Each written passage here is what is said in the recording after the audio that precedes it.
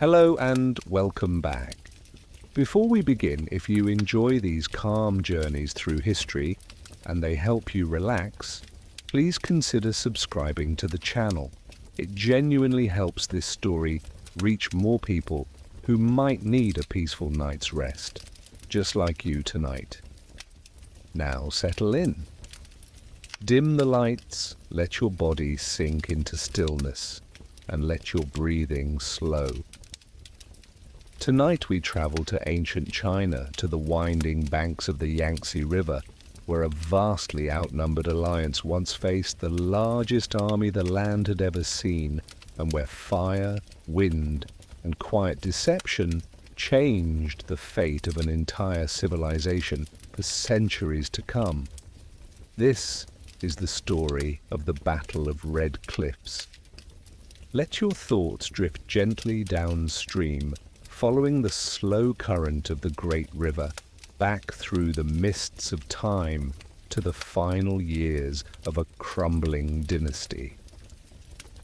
To understand how China arrived at the dramatic winter night, we will spend tonight exploring together. We must first understand the long, remarkable age that preceded it. For roughly 4 centuries, the Han dynasty had ruled over one of the largest, most sophisticated, and most prosperous civilizations the ancient world had yet produced.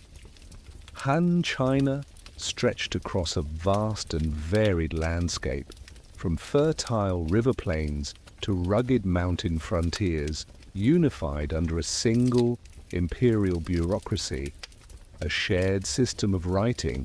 and a deeply held cultural belief in the mandate of heaven, the idea that a just and virtuous ruler governed with the blessing of the cosmos itself, and that a ruler who lost his way might, in time, lose that heavenly blessing entirely.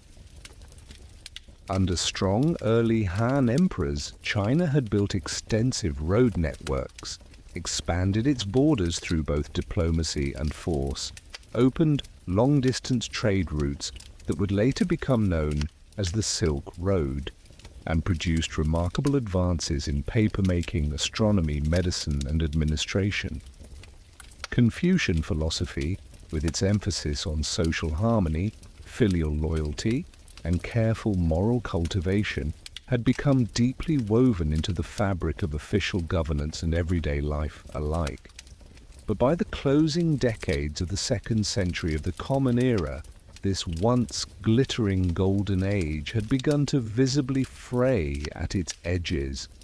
The imperial court in the capital had grown weak and deeply corrupt, dominated by scheming court eunuchs who wielded enormous influence over young and often powerless emperors, and by powerful aristocratic families who competed constantly for favor, position, and personal advantage.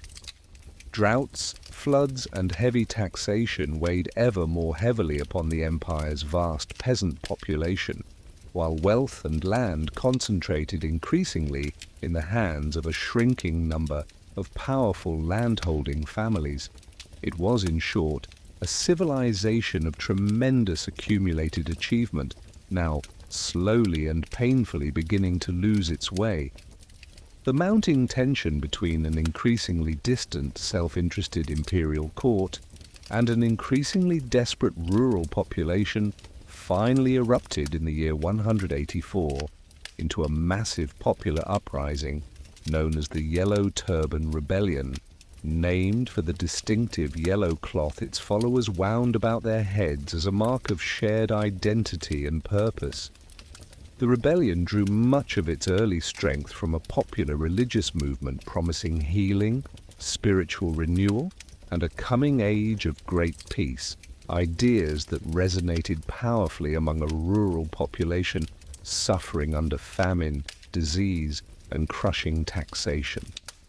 Within a remarkably short span of time, the uprising spread across huge portions of the empire, with hundreds of thousands of followers rising in open revolt against local officials and imperial authority. The rebellion itself was eventually suppressed, though not before claiming an enormous toll in lives and further destabilizing an already fragile imperial order. But the deeper, longer-lasting consequence of the crisis proved far more significant than the rebellion's own eventual defeat. Once regional strongmen had been granted their own independent military forces, the imperial court found it exceedingly difficult and ultimately impossible to ever fully reclaim that delegated authority again. The seeds of the empire's eventual fragmentation had been planted, quite literally, in the fires lit to save it. In the chaotic years that followed the Yellow Turban Rebellion, ambitious regional military leaders began steadily carving out their own personal domains across the vast Chinese landscape. Nominally, these men remained loyal subjects of the Han Emperor. In practice, they governed as independent rulers in all but name, commanding their own armies, collecting their own taxes, appointing their own officials, and steadily eyeing one another with a shifting, uneasy mixture of temporary alliance and simmering rivalry. The imperial capital itself became, at various points during this turbulent period, little more than a prize to be fought over. Its young and largely powerless emperor passed from one controlling warlord to another like a valuable but essentially voiceless political trophy. Court eunuchs who had once wielded enormous behind-the-scenes influence were violently purged in a series of bloody palace massacres, and the capital city itself was, at one particularly dark moment, burned and largely abandoned amid the escalating chaos. It was in essence the slow and painful unraveling of a centuries-old imperial order, giving way to an extended period of civil war and territorial fragmentation that Chinese historians would later remember as the prelude to one of the most dramatic and culturally significant eras in the entirety of Chinese history, the Three Kingdoms period. Among the many ambitious warlords who rose to prominence during this turbulent and uncertain time, one figure would eventually come to tower above nearly all the others in both raw ambition and sheer accumulated military and political power. A brilliant, ruthless, and remarkably capable statesman and military commander named Cao Cao. Cao Cao was, by nearly every historical measure, one of the most formidable political and military figures to emerge from this chaotic era. Born into a family of modest but respectable status, connected to the imperial court through an adopted grandfather who had served as a palace eunuch, Cao Cao rose through the ranks of Han officialdom with remarkable speed, distinguishing himself early through his sharp intelligence, his tactical brilliance on the battlefield, and, in equal measure, his willingness to act with calculated ruthlessness whenever circumstances demanded it.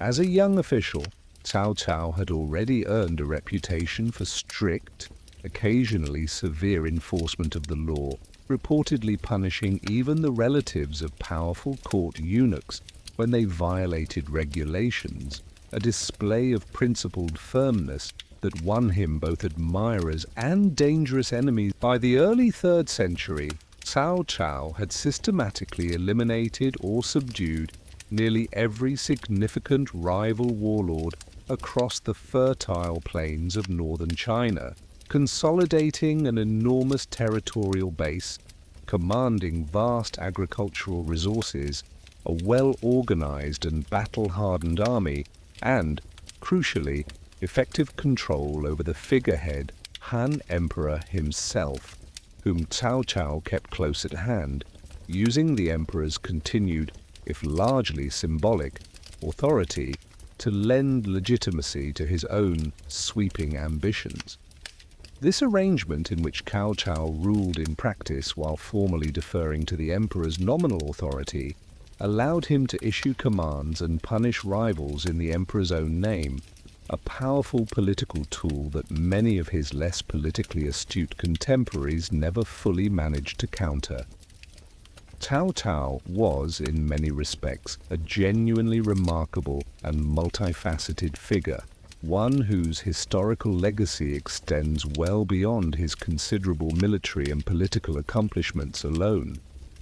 He was an accomplished poet, and several of his surviving verses, composed in the distinctive 4-character and 5-character verse styles popular during this period, are still read, studied, and genuinely admired by scholars of classical Chinese literature today.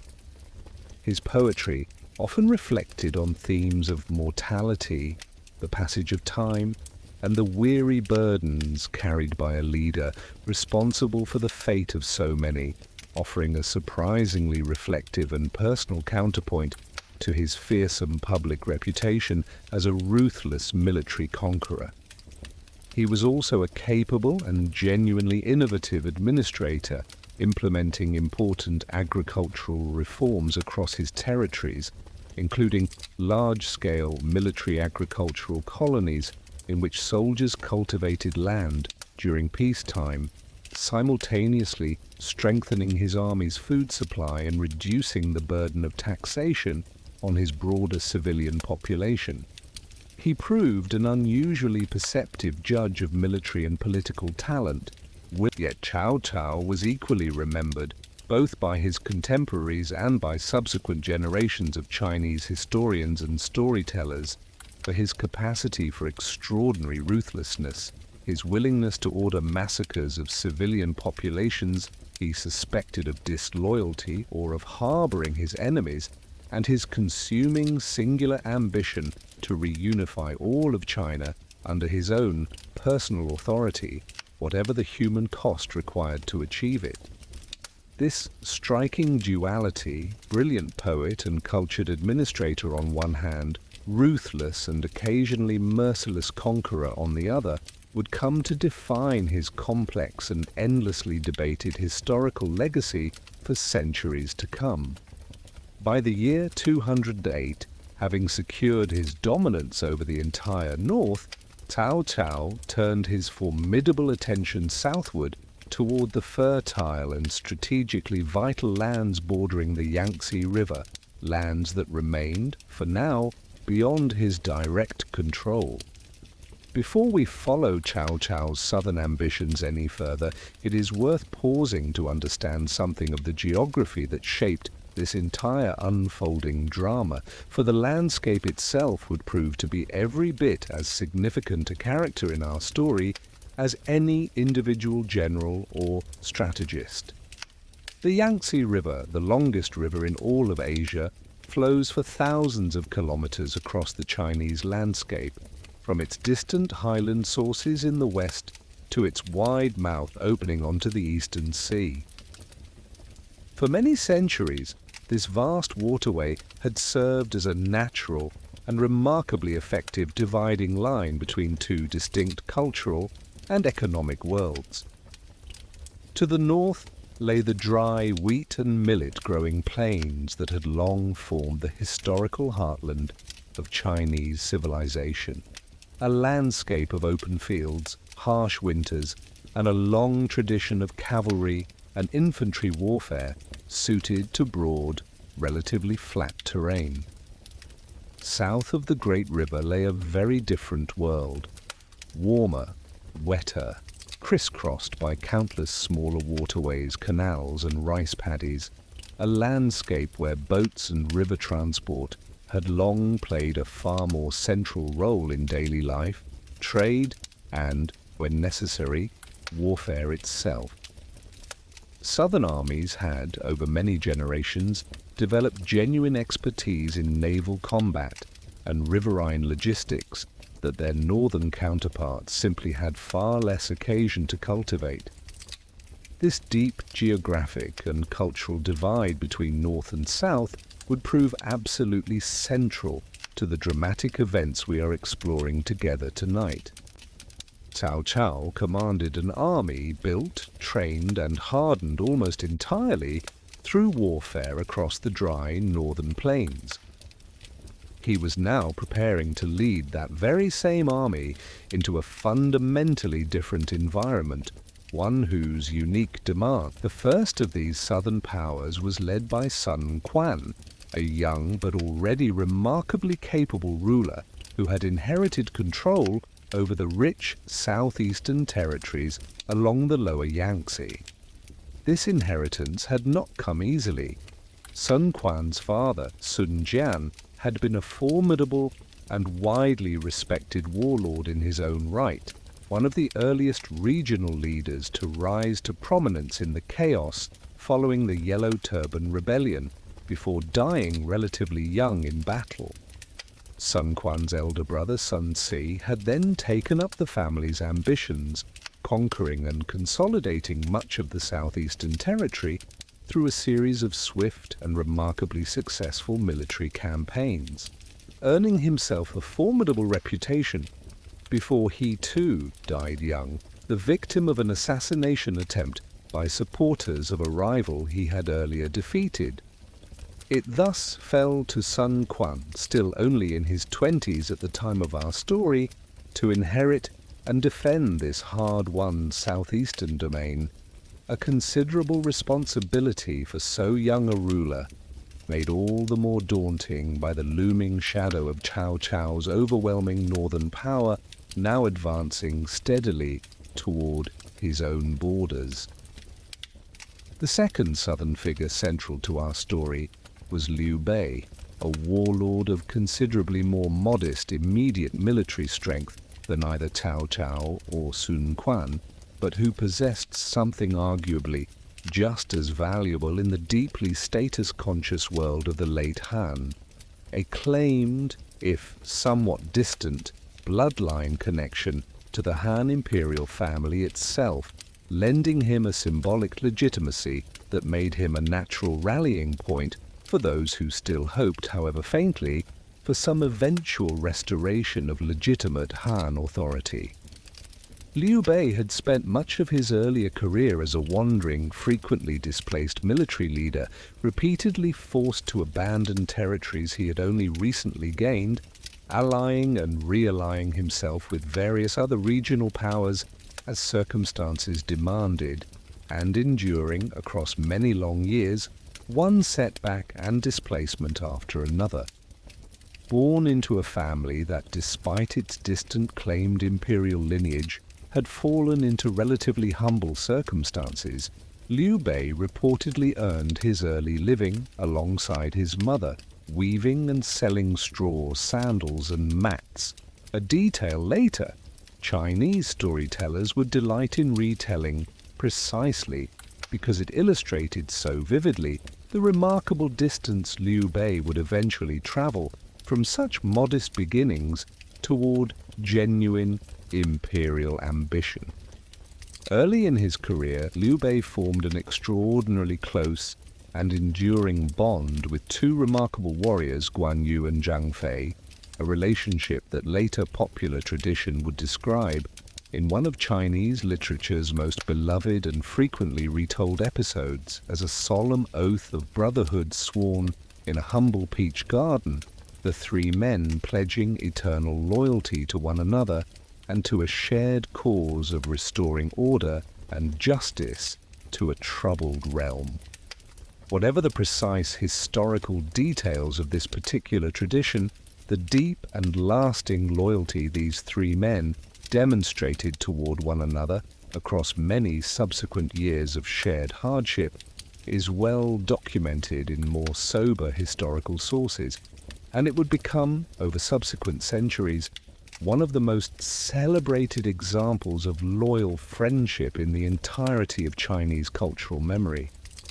Guan Yu, in particular, would go on to be remembered as one of history's great exemplars of loyalty and martial valor, a reputation that would eventually see him venerated in later centuries as a genuine folk deity worshipped in temples across China, as a guardian of righteousness, loyalty, and, somewhat unexpectedly, prosperous business dealings. By 208, Liu Bei found himself once again displaced. Among Liu Bei's followers was a relatively young strategist and advisor named Zhuge Liang, a man whose reputation for extraordinary intellect and strategic brilliance had, even before the events of our story, already earned him the evocative nickname the Sleeping Dragon, suggesting a formidable and largely untapped talent quietly waiting for the right moment to fully awaken. Zhuge Liang had spent his younger years living a quiet, scholarly life in rural retreat, cultivating a small farm and immersing himself deeply in philosophy, strategy, and the classical texts of earlier Chinese thought, deliberately choosing to remain apart from the ongoing political chaos convulsing the wider empire, waiting, by most traditional accounts, for a leader genuinely worthy of his considerable talents before offering his services. According to the most famous account of how Liu Bei first secured Zhuge Liang's services, Liu Bei made not one, not two, but 3 separate personal visits to Zhuge Liang's rural retreat, patiently enduring 2 initial refusals or absences before Zhuge Liang finally agreed, on the 3rd visit, to leave his quiet rural life and formally join Liu Bei's cause. This episode, later immortalized in Chinese cultural memory as the 3 visits to the thatched cottage, would come to symbolize the immense value placed within traditional Chinese political and military culture on genuine humility, patience, and sincere respect when a leader seeks to recruit truly exceptional talent. Once formally allied with Liu Bei, Zhuge Liang quickly proved himself an extraordinarily capable strategist, reportedly presenting Liu Bei in their very first substantial meeting with a comprehensive long-term strategic vision for how a comparatively weak Liu Bei might realistically hope to eventually establish an independent and secure territorial base, a remarkably far-sighted piece of strategic planning that later historians would come to know as the Longjong Plan, named for the rural region where this pivotal meeting reportedly took place. It was Zhuge Liang who, in this moment of acute crisis following Liu Bei's most recent military defeat, proposed what would prove to be one of the single most consequential Zhuge Liang personally traveled to Sun Quan's court to help negotiate this delicate and historically consequential alliance, a diplomatic mission whose success or failure would determine whether the South could mount any meaningful resistance at all against Cao Cao's seemingly unstoppable advance. This was, by any measure, a genuinely dangerous and delicate undertaking. Zhuge Liang traveled essentially as a representative of the weaker, more desperate party in any prospective alliance, arriving at Sun Quan's court at precisely the moment when many of Sun Quan's own senior advisors were openly arguing that peaceful surrender to Cao Cao represented the only realistic and responsible path forward. Zhuge Liang would need to persuade a young ruler surrounded by understandably nervous advisors to instead risk everything on continued resistance alongside a considerably weaker and only recently defeated ally. According to traditional accounts, Zhuge Liang approached this challenge with remarkable rhetorical skill and evident personal composure, calmly and methodically countering the arguments of Sun Quan's more cautious advisors one by one, emphasizing that Cao Cao's northern troops remained genuinely unfamiliar with southern conditions, that a substantial portion of Cao Cao's assembled forces consisted of only recently surrendered and therefore potentially unreliable southern troops, and the continued resistance, properly and carefully coordinated, offered a genuinely realistic path toward preserving southern independence, rather than the seemingly safer, but ultimately far more dangerous alternative of complete and unconditional surrender. Zhuge Liang's diplomatic mission, while certainly not the sole factor in Sun Quan's eventual decision, nevertheless played a genuinely significant role in tipping the internal balance of opinion at Sun Quan's court toward continued resistance, helping lay the essential diplomatic groundwork for the historic alliance that would soon meet Cao Cao's advancing forces upon the waters of the Yangtze River itself. Meanwhile, Cao Cao's massive northern army continued its steady, confident advance southward. Ancient Chinese historical sources, admittedly prone to a degree of dramatic exaggeration common to military accounts across many ancient civilizations, claimed that Cao Cao's combined forces numbered as many as 800,000 soldiers, an almost certainly inflated figure. Though modern historians generally agree that Cao Cao's actual assembled force, even by more conservative and realistic estimates, likely numbered well over 200,000 troops, still an absolutely overwhelming numerical advantage against the considerably smaller combined forces that Liu Bei and Sun Quan could realistically hope to muster in response. Cao Cao's northern army, while formidable, faced one significant and, as events would soon dramatically demonstrate, ultimately decisive vulnerability. It consisted overwhelmingly of soldiers accustomed to warfare on the dry northern plains, men with comparatively little practical experience. Nevertheless, Cao Cao's early southern campaign proceeded with remarkable, almost effortless success.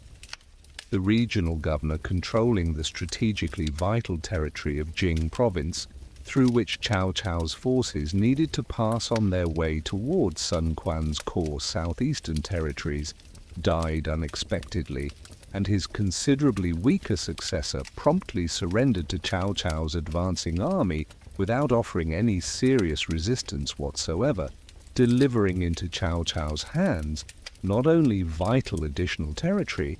but also a substantial fleet of river vessels and a considerable body of experienced southern naval personnel, resources that would soon prove significant, for reasons we will examine shortly, to the dramatic events about to unfold. With Jing province secured through this largely bloodless surrender, Cao Cao's confidence, by most contemporary accounts, grew considerably, perhaps to the point of genuine overconfidence, as his massive combined army continued its advance toward the Yangtze River itself, the last major geographic barrier separating his forces from complete domination of the south. Before the two great alliance partners could even meet to formalize their planned resistance, Liu Bei's own already weakened forces faced one more perilous ordeal. Caught by surprise by the speed of Cao Cao's advance, following the sudden surrender of Jing province, Liu Bei was forced into a hurried and genuinely desperate retreat southward, encumbered, according to traditional accounts, by a substantial number of civilian refugees who had chosen to flee alongside his retreating army rather than remain behind under Cao Cao's advancing rule.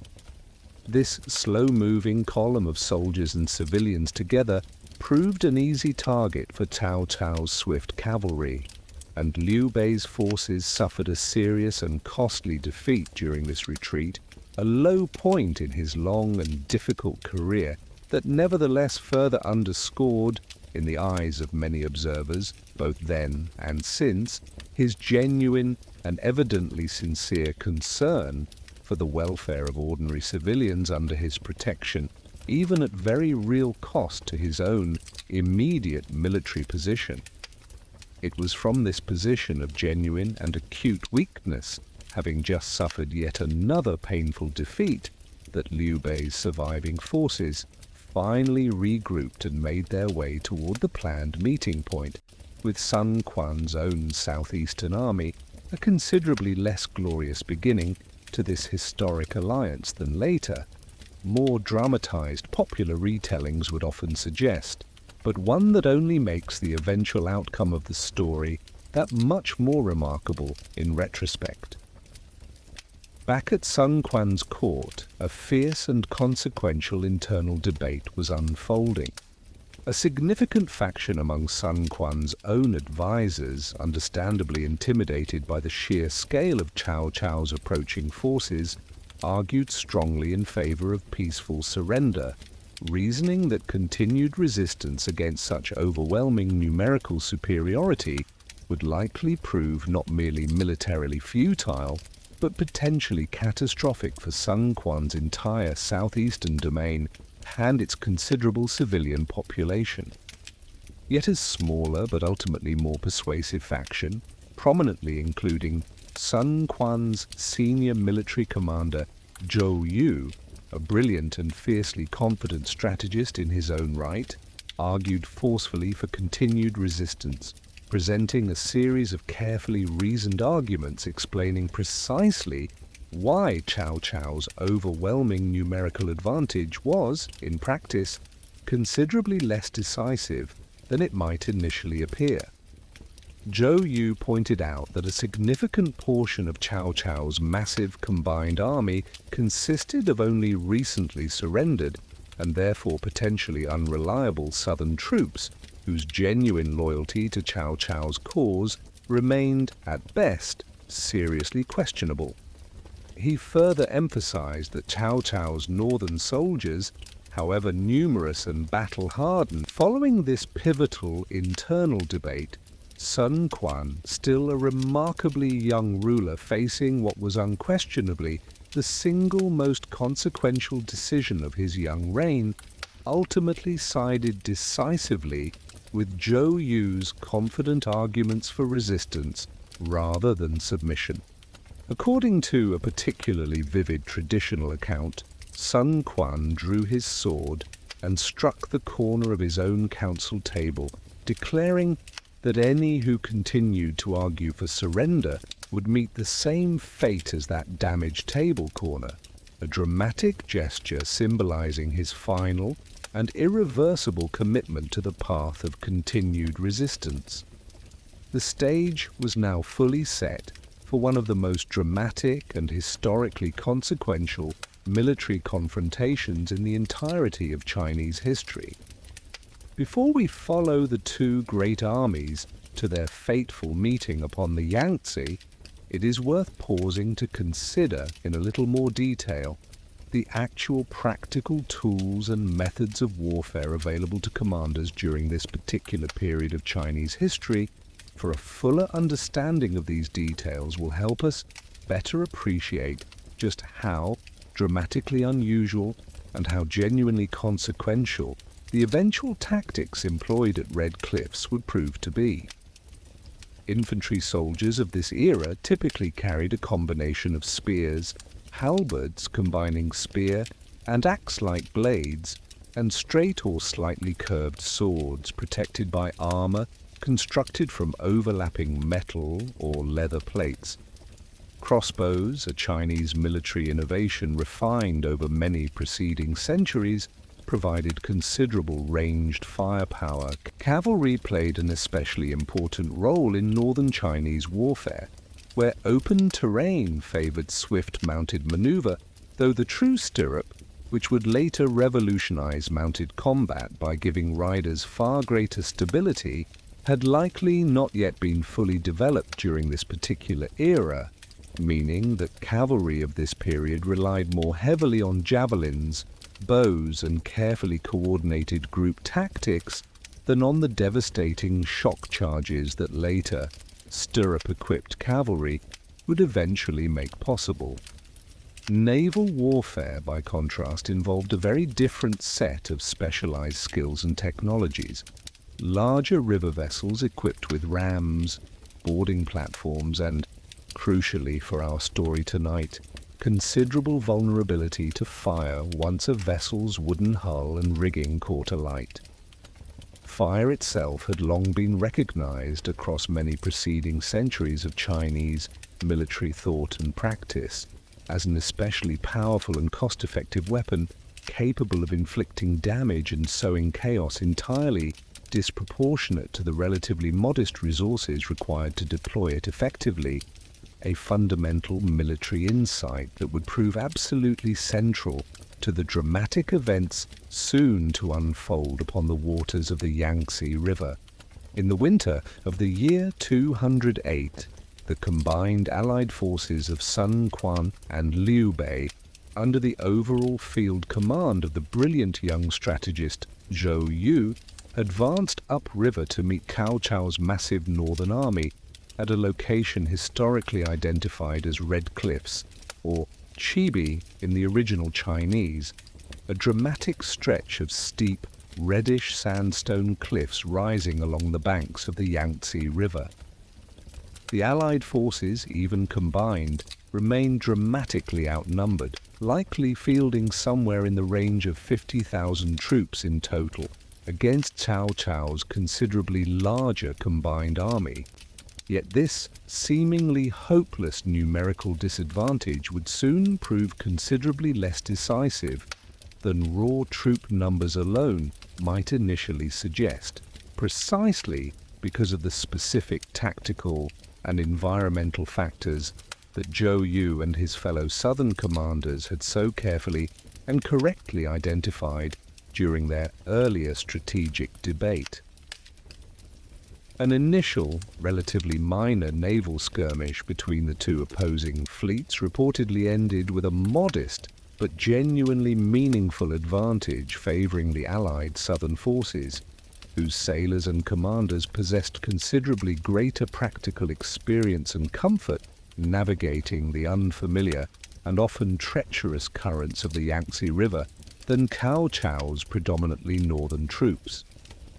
This early, comparatively minor engagement, while far from decisive in itself, apparently did much to unsettle Cao Cao's confidence and to confirm in the minds of the Allied commanders that their earlier strategic assessment of relative naval capability had indeed been fundamentally correct. Following this initial setback, and increasingly concerned by mounting reports of disease and general discomfort spreading among his own troops, Cao Cao made a fateful tactical decision that would soon prove absolutely central to the battle's ultimately dramatic and historically decisive outcome. It was a decision born of genuinely reasonable and understandable practical necessity. It would also, quite unexpectedly, prove to be Cao Cao's single most catastrophic tactical mistake of the entire campaign. Recognizing the extraordinary tactical opportunity that Cao Cao's now tightly interconnected fleet had inadvertently created, the Allied southern commanders, led by Zhou Yu together with a subordinate naval commander named Huang Gai,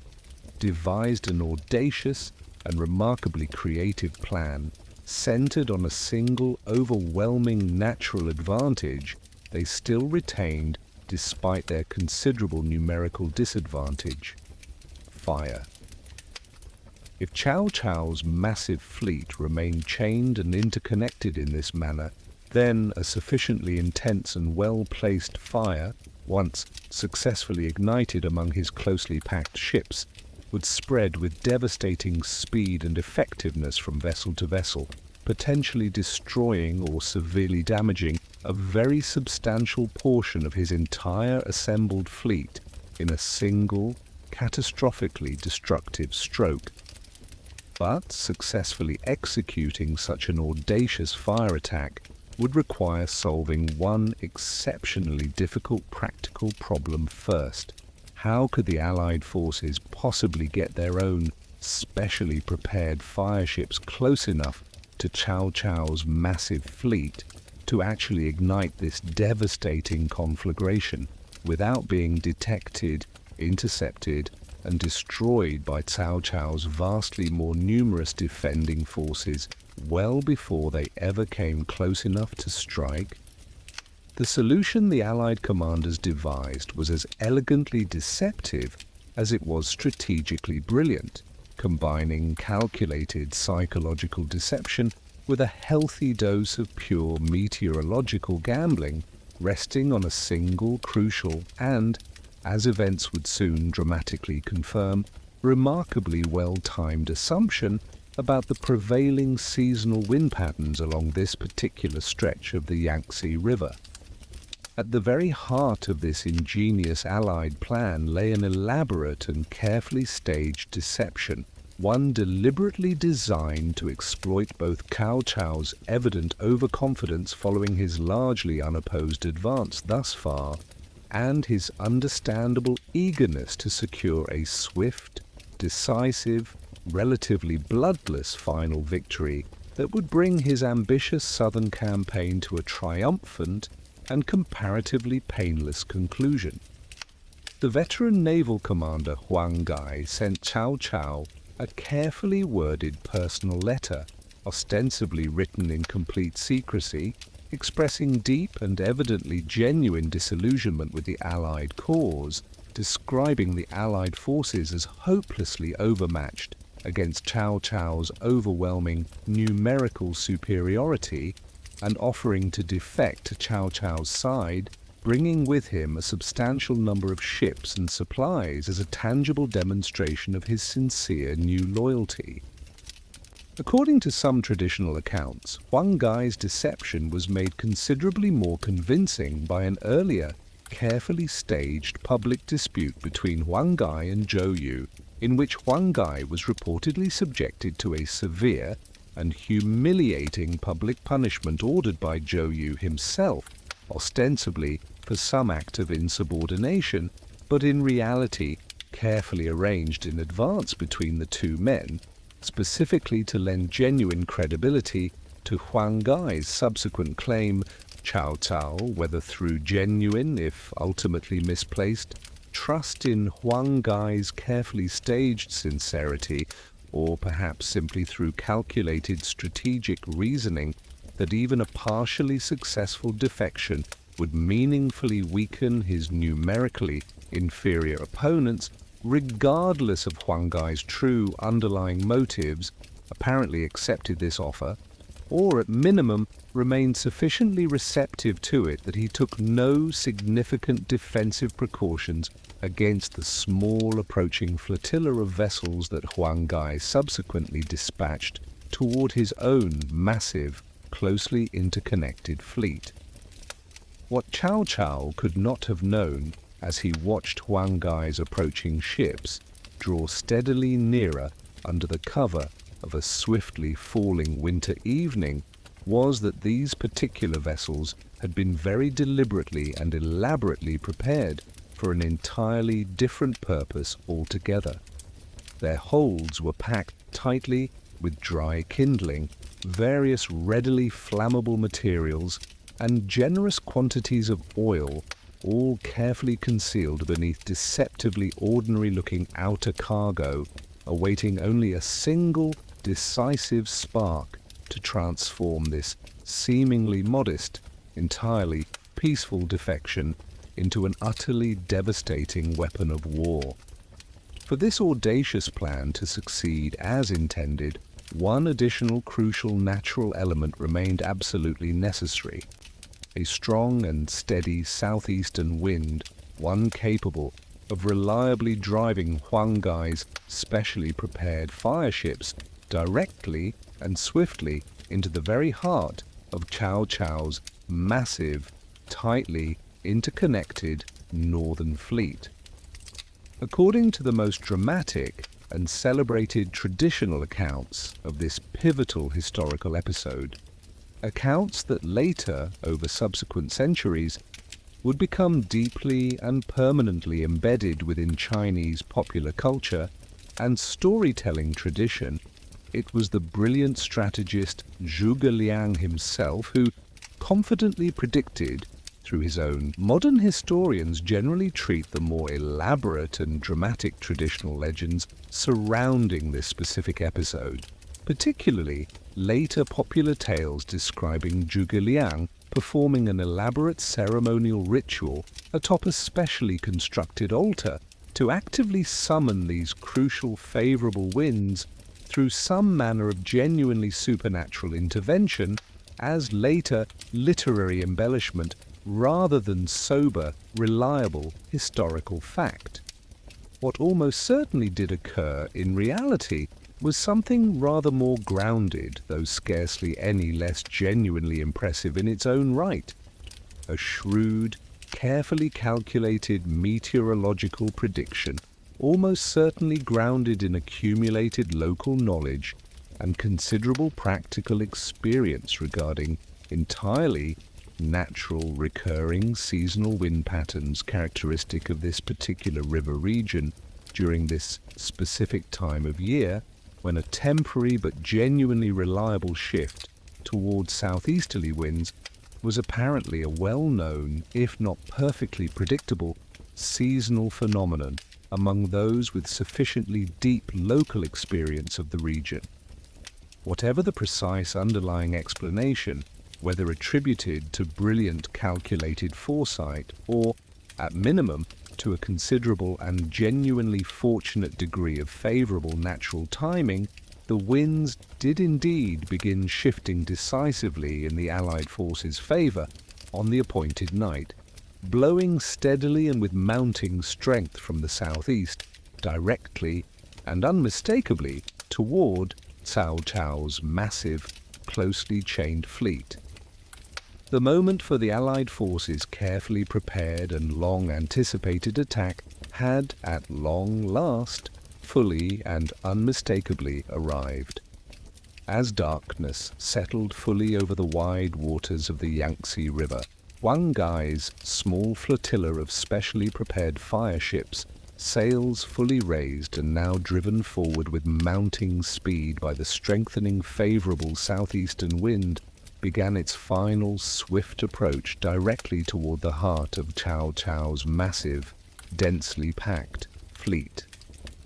When the leading fire ships had drawn sufficiently close, their small skeleton crews, having completed their extraordinarily dangerous task, quickly ignited the carefully prepared flammable cargo concealed within each vessel's hold, before hastily abandoning ship themselves, escaping in small waiting boats that had been carefully positioned nearby for precisely this critical purpose, leaving their own blazing, now entirely unmanned vessels to continue their final, fatal approach entirely on their own momentum. Driven forward relentlessly by the strong and steadily strengthening wind, these blazing vessels crashed directly into Cao Cao's massive, tightly interconnected fleet with devastating and immediate effect. Because Cao Cao's ships remained firmly chained and lashed together precisely as he had earlier ordered to reduce his troops' persistent seasickness, the resulting fire spread with truly catastrophic speed and efficiency from vessel to vessel, rapidly engulfing what appears to have been a very substantial portion of his entire assembled fleet in a single overwhelming and, for Cao Cao's forces, utterly devastating conflagration. The resulting scene, as vividly described in numerous surviving contemporary and near-contemporary historical accounts, must have been one of truly extraordinary and terrifying visual and psychological power. An enormous river fleet consumed almost entirely by roaring flame, thick black smoke billowing upward against the darkened night sky, the surface of the great river, as Cao Cao's massive fleet burned with terrifying, uncontrollable intensity. The Allied forces launched a swift and coordinated follow-up assault, both from their own remaining ships upon the river itself and from Allied ground troops advancing rapidly along the nearby riverbank, striking hard and decisively at Cao Cao's now thoroughly demoralized, badly disorganized and increasingly panicked remaining forces. The devastating fire, combined with this immediate and well-coordinated follow-up Allied assault, transformed what had begun the evening as a still, numerically overwhelming northern military advantage into a scene of utter, cascading chaos and rapidly spreading panic throughout Cao Cao's entire remaining army. Soldiers who had mere hours earlier confidently anticipated an imminent, largely bloodless final triumph over their considerably weaker southern opponents now found themselves instead desperately fleeing for their very lives amid raging fire, thick, choking smoke, and the mounting, spreading confusion of a rapidly collapsing military formation. Compounding this already catastrophic military disease, which had already been steadily and quietly spreading among Cao Cao's unfamiliar northern troops, even well before this decisive battle began, now took an even heavier and more devastating additional toll amid the ensuing chaotic retreat, as exhausted, demoralized, and badly disorganized soldiers struggling to escape the immediate battlefield faced brutal winter conditions with steadily diminishing organized supplies, adequate shelter, or effective medical care of any meaningful kind. Cao Cao, recognizing with evident and rapidly dawning clarity that his ambitious southern campaign had, in the span of a single catastrophic night, been decisively and irreversibly transformed from what had appeared to be an almost certain historic triumph into an unmistakable and deeply humiliating military disaster, made the difficult but ultimately unavoidable decision to order a full, immediate retreat of his entire remaining army back toward his own secure northern territories. Cao Cao's subsequent retreat northward proved, by nearly every surviving historical account, almost as genuinely costly and devastating as the preceding battle itself had been. His retreating army, already severely weakened by significant combat losses, continued to suffer additional heavy losses from ongoing disease, persistent supply shortages, and continued harassing Allied pursuit as it made its long and exceptionally difficult way back through unfamiliar and increasingly hostile southern territory toward the relative safety of Cao Cao's own secure northern heartland. Some traditional historical accounts additionally describe Cao Cao's retreating forces being compelled to march for considerable distances through difficult, waterlogged marshland, further compounding their already severe collective suffering, with soldiers reportedly forced to cut down reeds and grass to lay across the muddy ground simply to allow the army's cavalry and supply wagons to pass. By the time Cao Cao's badly battered remaining forces finally reached the comparative safety of familiar northern territory,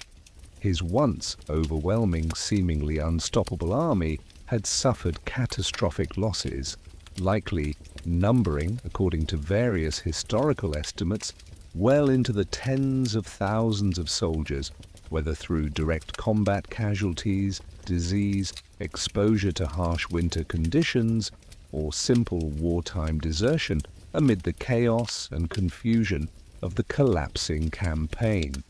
For Cao Cao personally, this represented an unmistakable and deeply significant strategic and personal setback, effectively ending, for the remainder of his own lifetime, any realistic further prospect of achieving his long-cherished ultimate ambition of fully reunifying all of China under his own singular personal authority.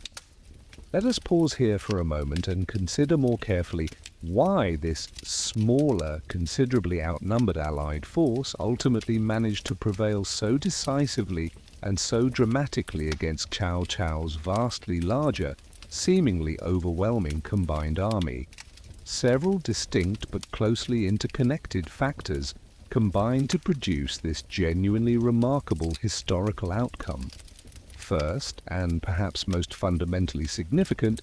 Cao Cao's predominantly northern troops remained, throughout the entire campaign, genuinely unfamiliar and persistently uncomfortable with the specific and demanding conditions of naval warfare, a substantial and largely unavoidable tactical disadvantage that the Allied southern forces, considerably more experienced and comfortable operating upon the water,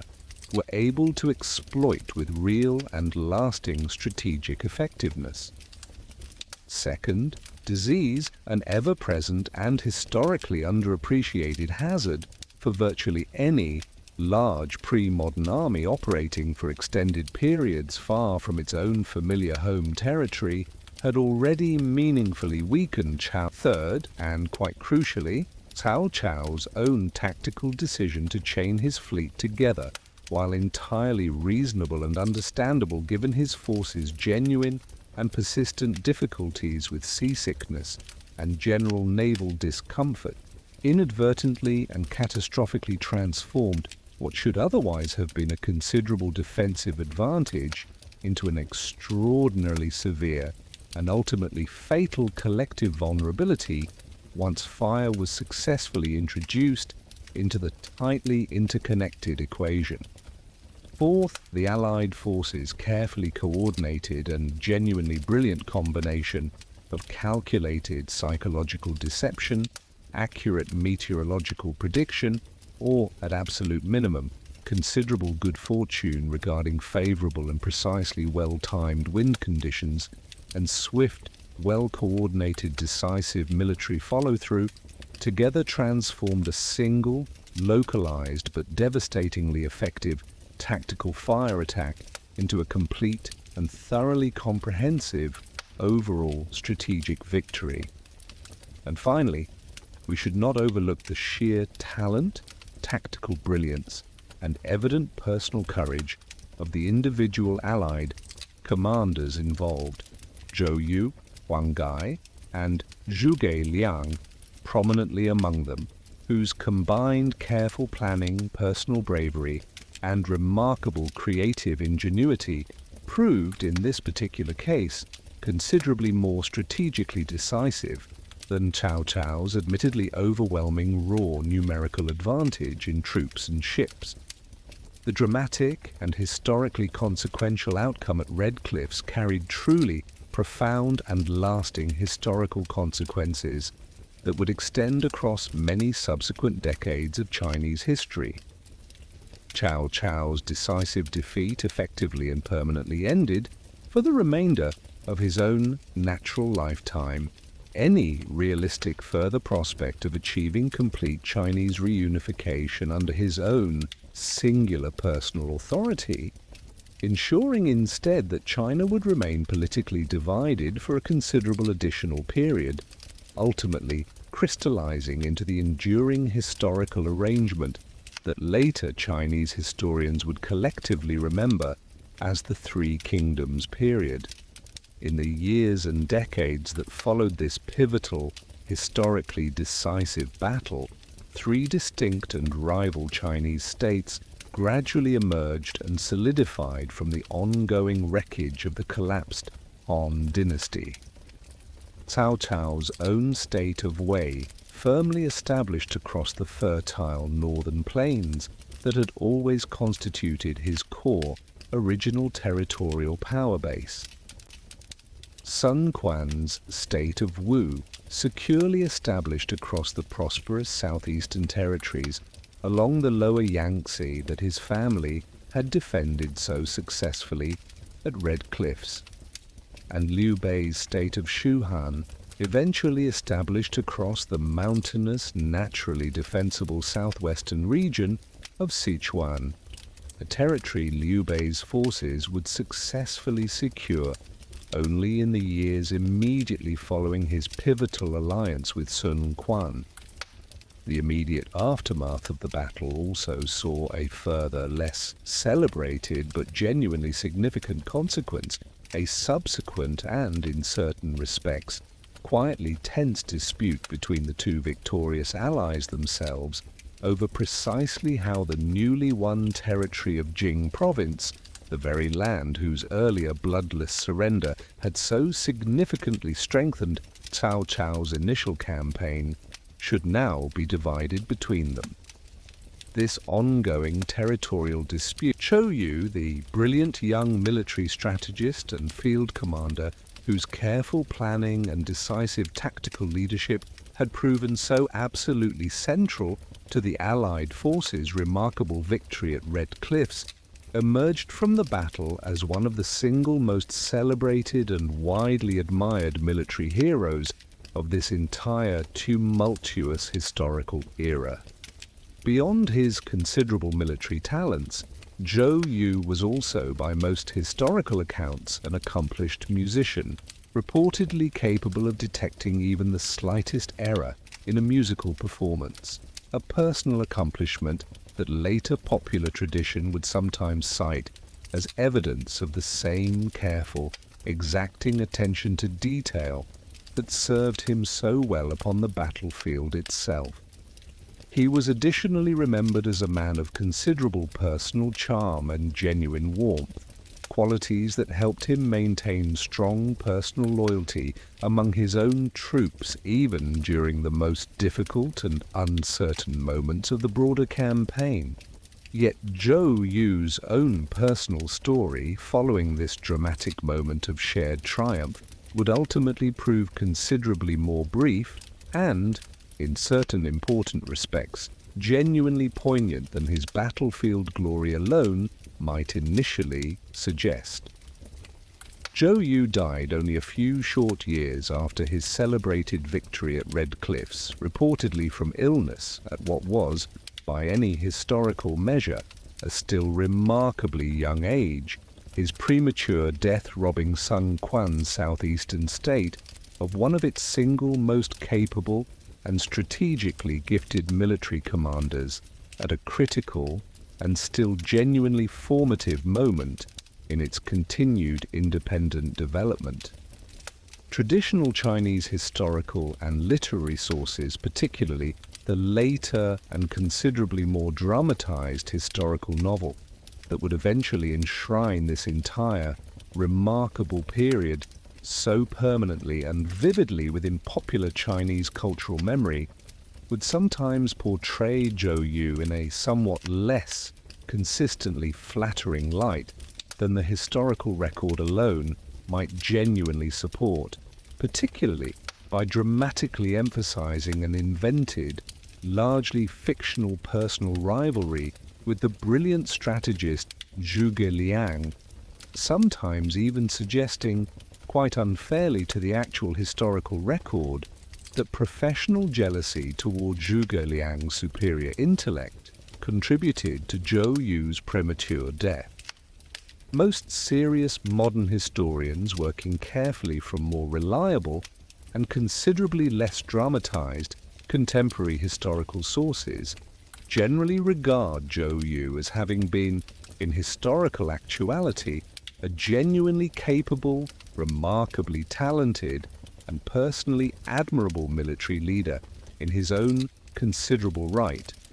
whose real and substantial contributions to the Allied victory at Red Cliffs fully merit our continued genuine historical respect and admiration today. In the years immediately following the battle, Liu Bei's forces, building steadily and effectively upon the strategic opportunities and considerable added legitimacy that this shared historic victory had generated, gradually succeeded in securing control over the substantial and strategically valuable southwestern region of Sichuan,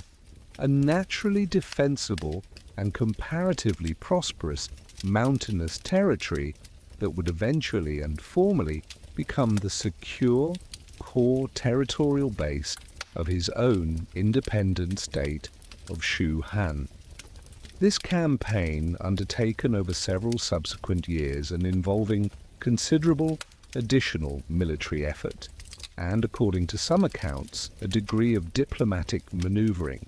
that later moralistic tradition sometimes found somewhat uncomfortable given the friendly pretenses under which Liu Bei's forces initially entered the region, ultimately proved successful, providing Liu Bei at long last with the secure territorial foundation that had eluded him for so many long years of difficult wandering.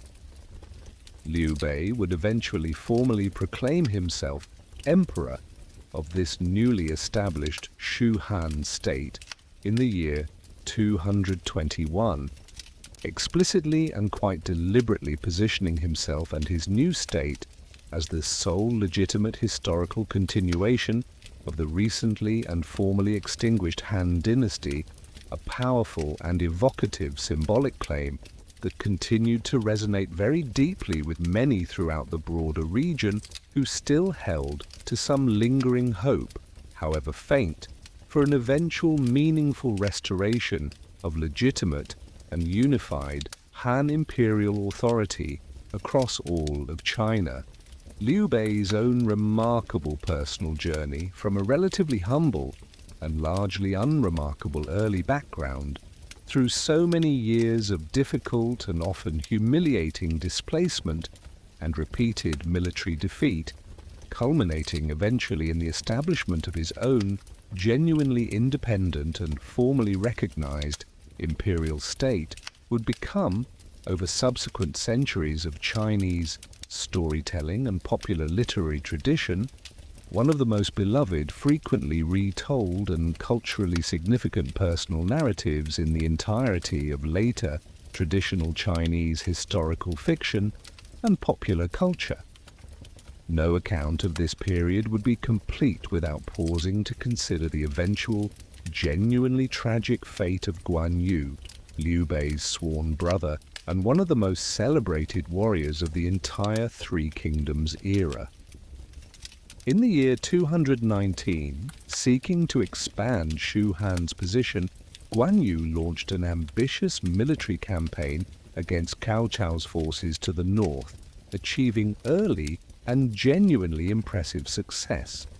However, this very success ultimately proved his undoing. Sun Quan, growing increasingly concerned by Guan Yu's expanding regional power and harboring lingering resentment over the earlier and never fully resolved territorial disputes surrounding Jing province, made the fateful decision to betray his own long-standing alliance with Liu Bei, launching a surprise attack against Guan Yu's now dangerously exposed rear positions, while his attention remained focused on his campaign against Cao Cao's forces to the north. Caught between two now hostile fronts, Guan Yu's forces were decisively defeated, and Guan Yu himself was eventually captured and executed. This dramatic betrayal and the loss of one of Liu Bei's most beloved and trusted companions would have profound and lasting consequences, permanently souring relations between the states of Shu Han and Wu,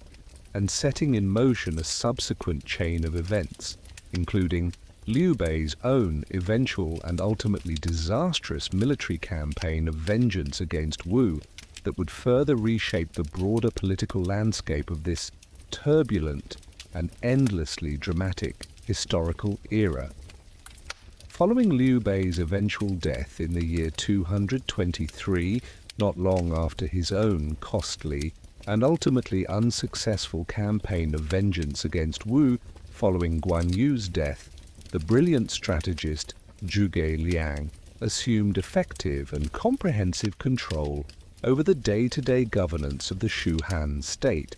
serving faithfully and with evident great personal dedication as regent and chief minister for Liu Bei's young and considerably less capable son and formal successor.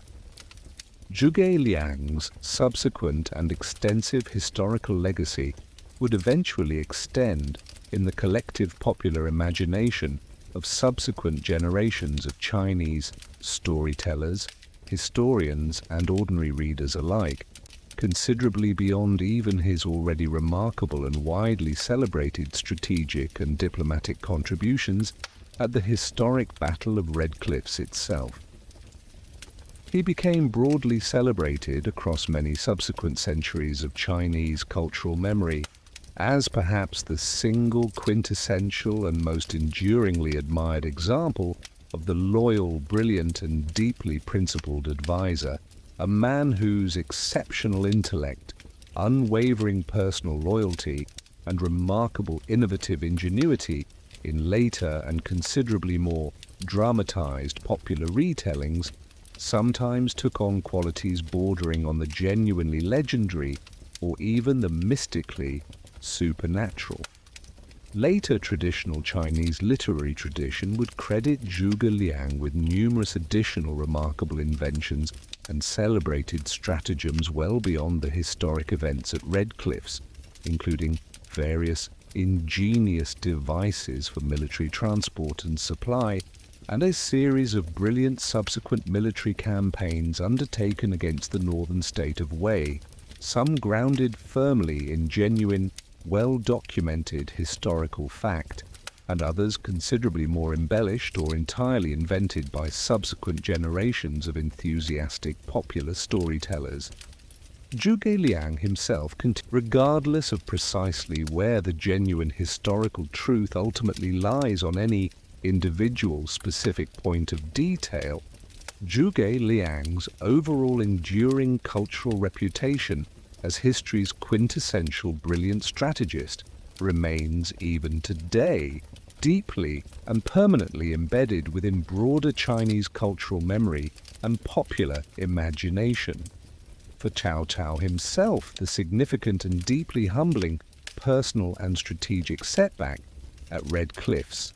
while genuinely serious and historically consequential, did not by any means mark the complete and total end of his own remarkable and still historically significant political and military career.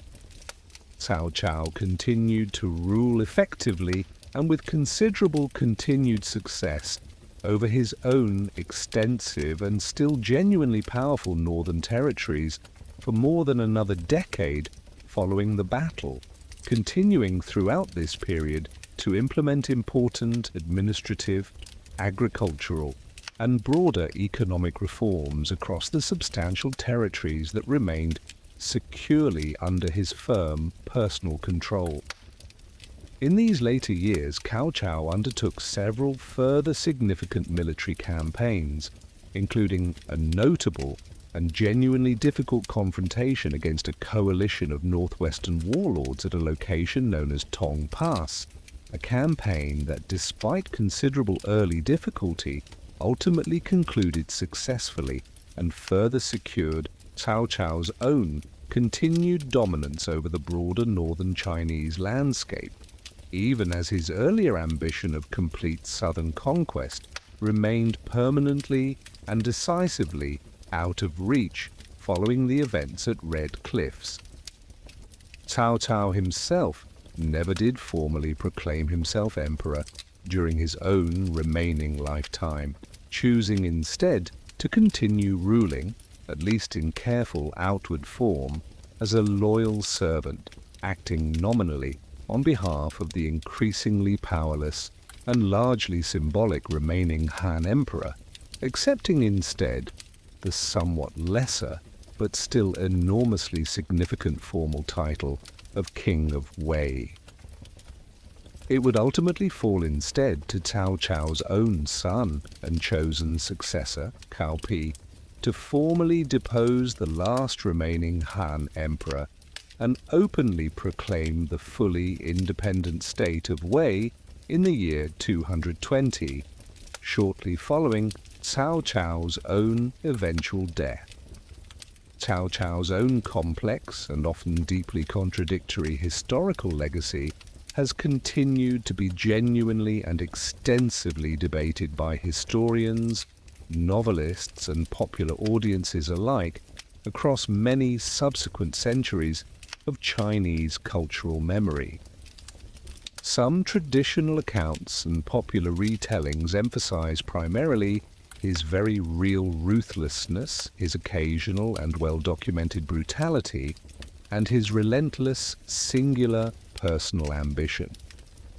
Others, drawing more directly from considerably more sympathetic and carefully balanced historical sources, emphasize instead his genuine, well-documented administrative brilliance, his often remarkably progressive approach toward talent recruitment regardless of social background, and his own personally significant and lasting literary accomplishments. Let us pause for a quiet moment. For the common foot soldiers who made up the overwhelming numerical bulk of both opposing armies at Red Cliffs, life would typically have meant long, exhausting marches across considerable and often genuinely difficult unfamiliar terrain, inadequate and frequently unreliable food supplies, constant and genuinely justified fear of sudden violent death in battle, and, as we have already carefully discussed, a persistent and very real additional risk of debilitating or fatal disease which claimed a great many more lives during this brutal historical era than direct combat casualties ever actually did. Simple woolen or padded cotton clothing offered only limited protection against the genuinely bitter cold of a winter campaign fought so far from home, and army camps of this era, however carefully organized in principle, remained genuinely difficult and unsanitary places in which to spend extended periods, particularly for the considerable numbers of northern soldiers entirely unaccustomed to the persistent dampness of the southern climate. For the ordinary civilian populations living along the banks of the Yangtze River itself, the sudden and unwelcome arrival of two massive opposing armies, followed immediately by a catastrophic and highly visible naval battle fought quite literally upon their own local waterways, must have represented a genuinely terrifying and deeply disruptive intrusion into otherwise largely ordinary agricultural lives, forcing many local families to flee their own homes and modest farmland entirely, while others, less fortunate still, undoubtedly suffered very real and lasting personal loss amid the sheer chaos, destruction, and widespread suffering of large-scale warfare unfolding directly around them. These quieter, considerably less celebrated, but genuinely significant human dimensions of the broader historical story remind us that even history's most celebrated and strategically brilliant military triumphs invariably carry very real and often severely underappreciated human costs disproportionately and most heavily borne by the ordinary people who so rarely, if ever, appear by individual name within our surviving historical records. While our surviving historical sources from this particular period, much like those from many other ancient civilizations, focus predominantly on the deeds of male rulers, General Sun Quan's own younger sister, later remembered in traditional accounts as Lady Sun, was reportedly married to Liu Bei himself in the years following the alliance at Red Cliffs, a diplomatic marriage intended to further strengthen and formalize the bond between the two allied southern states. Traditional accounts describe her as a woman of considerable personal courage and martial skill in her own right, reportedly maintaining her own personal guard of armed attendants, even within Liu Bei's own household, a striking detail that later popular tradition would develop considerably further, portraying her as a genuinely formidable figure in her own right, rather than merely a passive instrument of political alliance. More broadly, women of elite families during this turbulent period often played genuinely important behind-the-scenes roles in managing household affairs,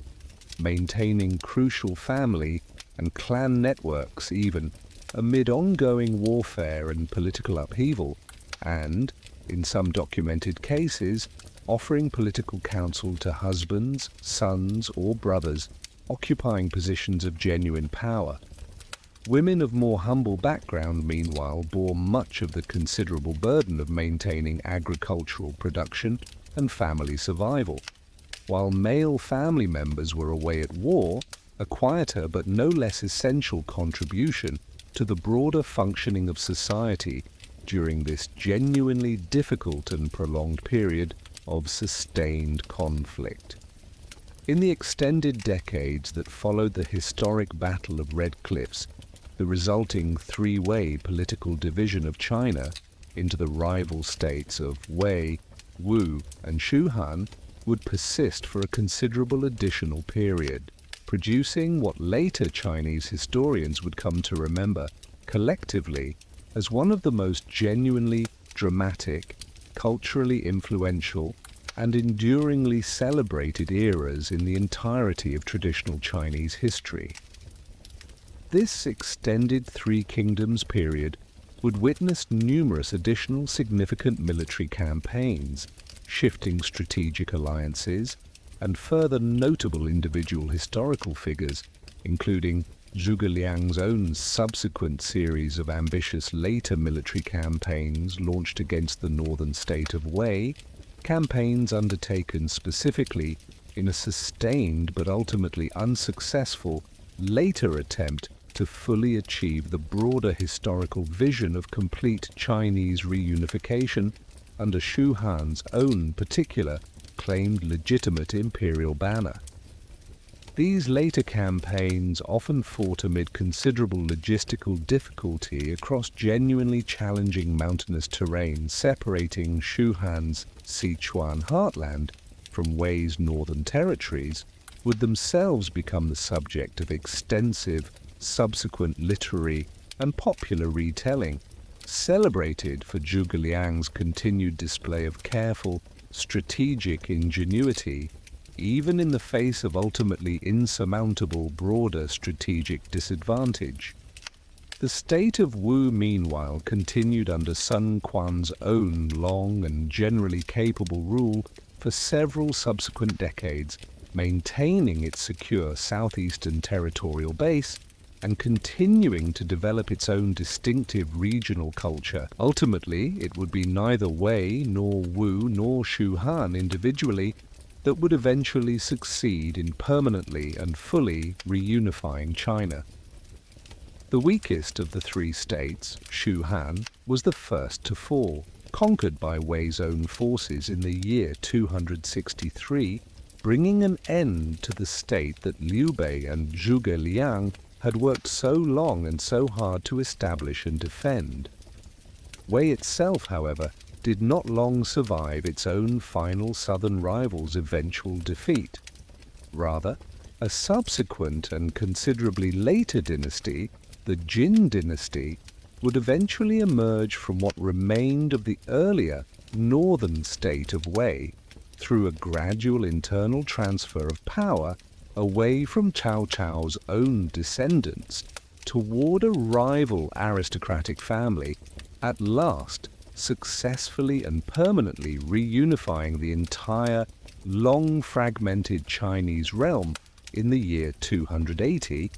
when Jin forces finally conquered the last remaining state of Wu, more than 7 full decades after the historic and pivotal Battle of Red Cliffs itself had first taken place.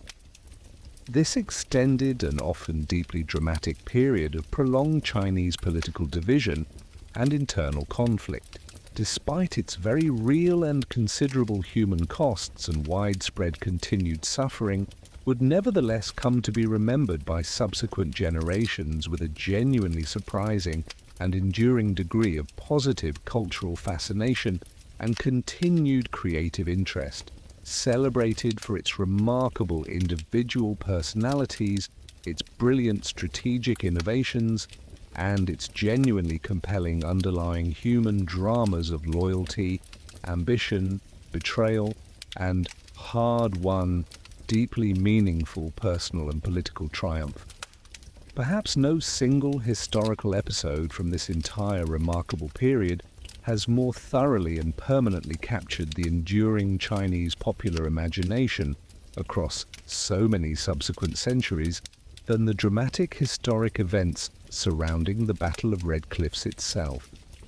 The battle, and the broader turbulent historical period surrounding it, would eventually find their single most influential and enduringly popular literary expression in a celebrated historical novel composed several centuries later during the 14th century, traditionally attributed to a writer named Luo Guanzhong, a sprawling work that dramatically embellished, reorganized, and considerably expanded upon the underlying documented historical events, transforming historical figures such as Zhuge Liang, Guan Yu, and Zhou Yu into genuinely legendary cultural icons whose vivid and colorful adventures continue to be extensively read, performed, and enthusiastically retold across China and throughout much of the broader East Asian cultural sphere, even today,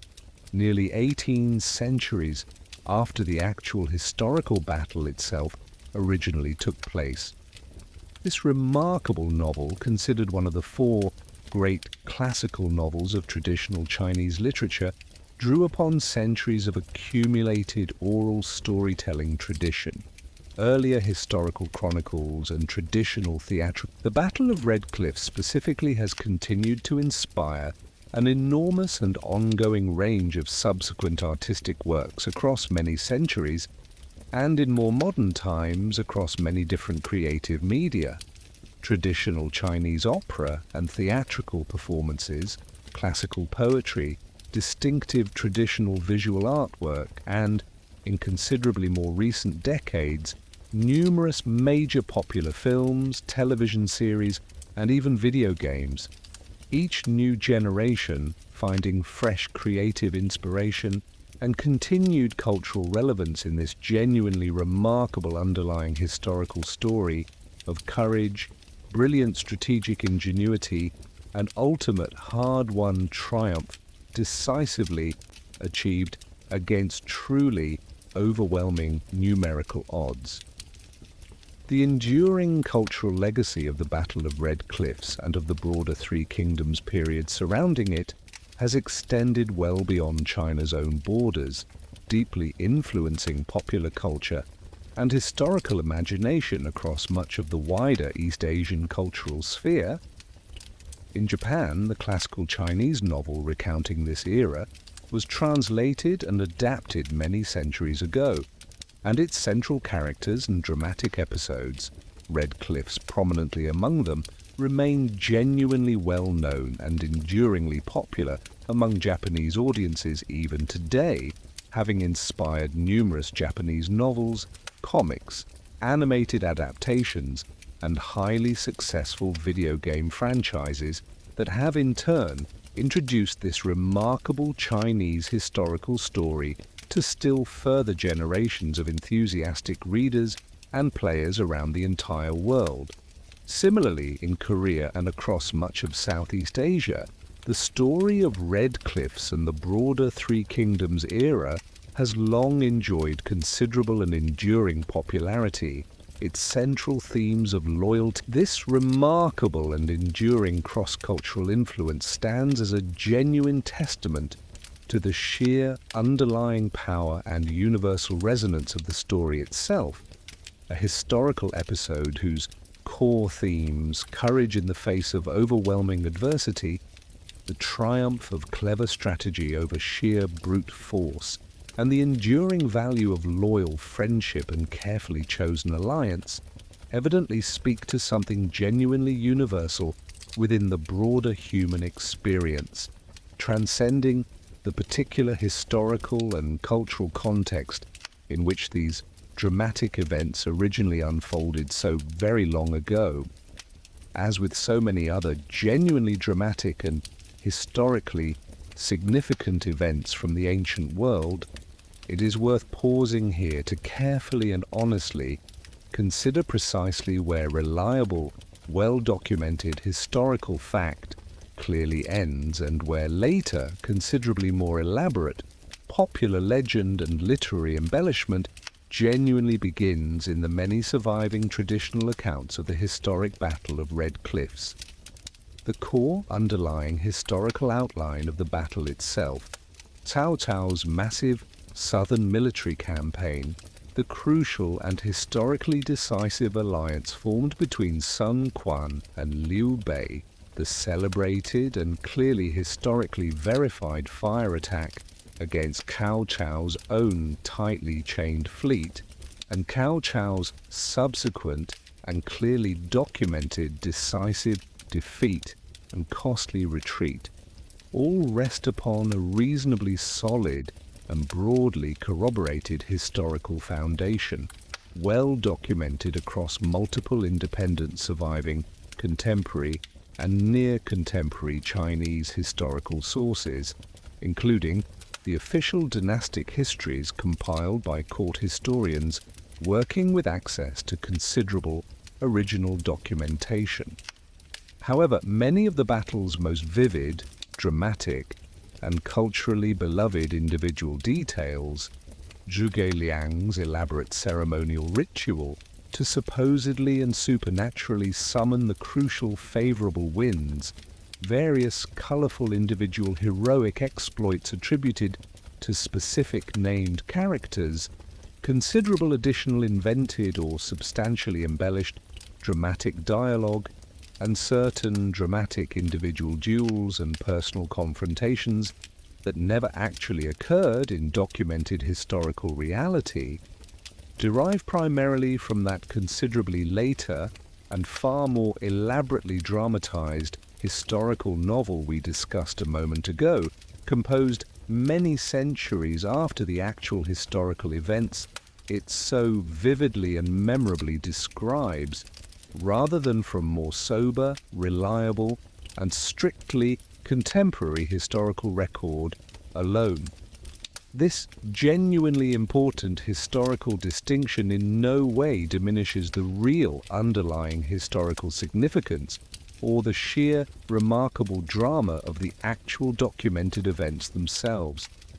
If anything, it should only serve to deepen our own considered appreciation for how a genuinely remarkable and historically consequential much of what modern historians can reliably say about the Battle of Red Cliffs derives from a remarkable historical work compiled several decades after the events it describes, a chronicle known as the Records of the Three Kingdoms, compiled by a scholar and official named Chen Shou, who had himself once served within the very state of Shu Han that Liu Bei and Zhuge Liang had worked so hard to establish before that state's eventual fall to Wei.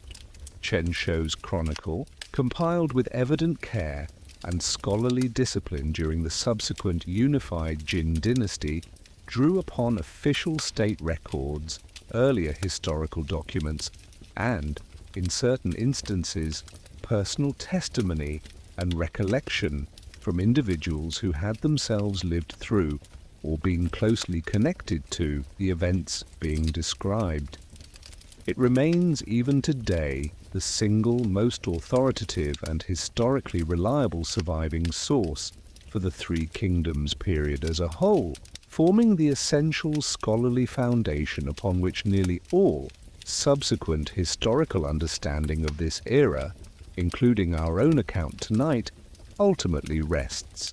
Several centuries later, a scholar named Pei Songji compiled an extensive body of additional historical commentary and supplementary source material, quoting extensively from numerous earlier historical documents that have since, in many cases, been entirely lost to history in their original independent form, preserved for us today only through Pei Songji's careful and diligent quotation within his own extensive commentary.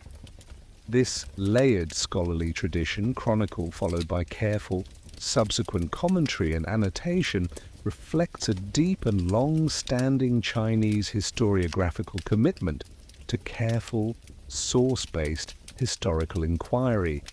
a tradition considerably more rigorous and source-conscious than many outside observers might initially assume when first encountering the more fantastical elements of the later, popular historical novel. It is worth noting with genuine appreciation that this careful historiographical tradition is itself part of what makes the story of Red Cliffs so uniquely rich and rewarding to study today. We possess not merely a single, unified account of these dramatic events, but rather multiple layered historical perspectives, sober contemporary chronicle, later scholarly commentary and annotation,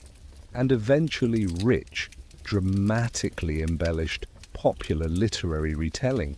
each layer offering its own particular insights into how this remarkable historical episode was understood, interpreted, and remembered across many subsequent centuries of continued Chinese historical reflection.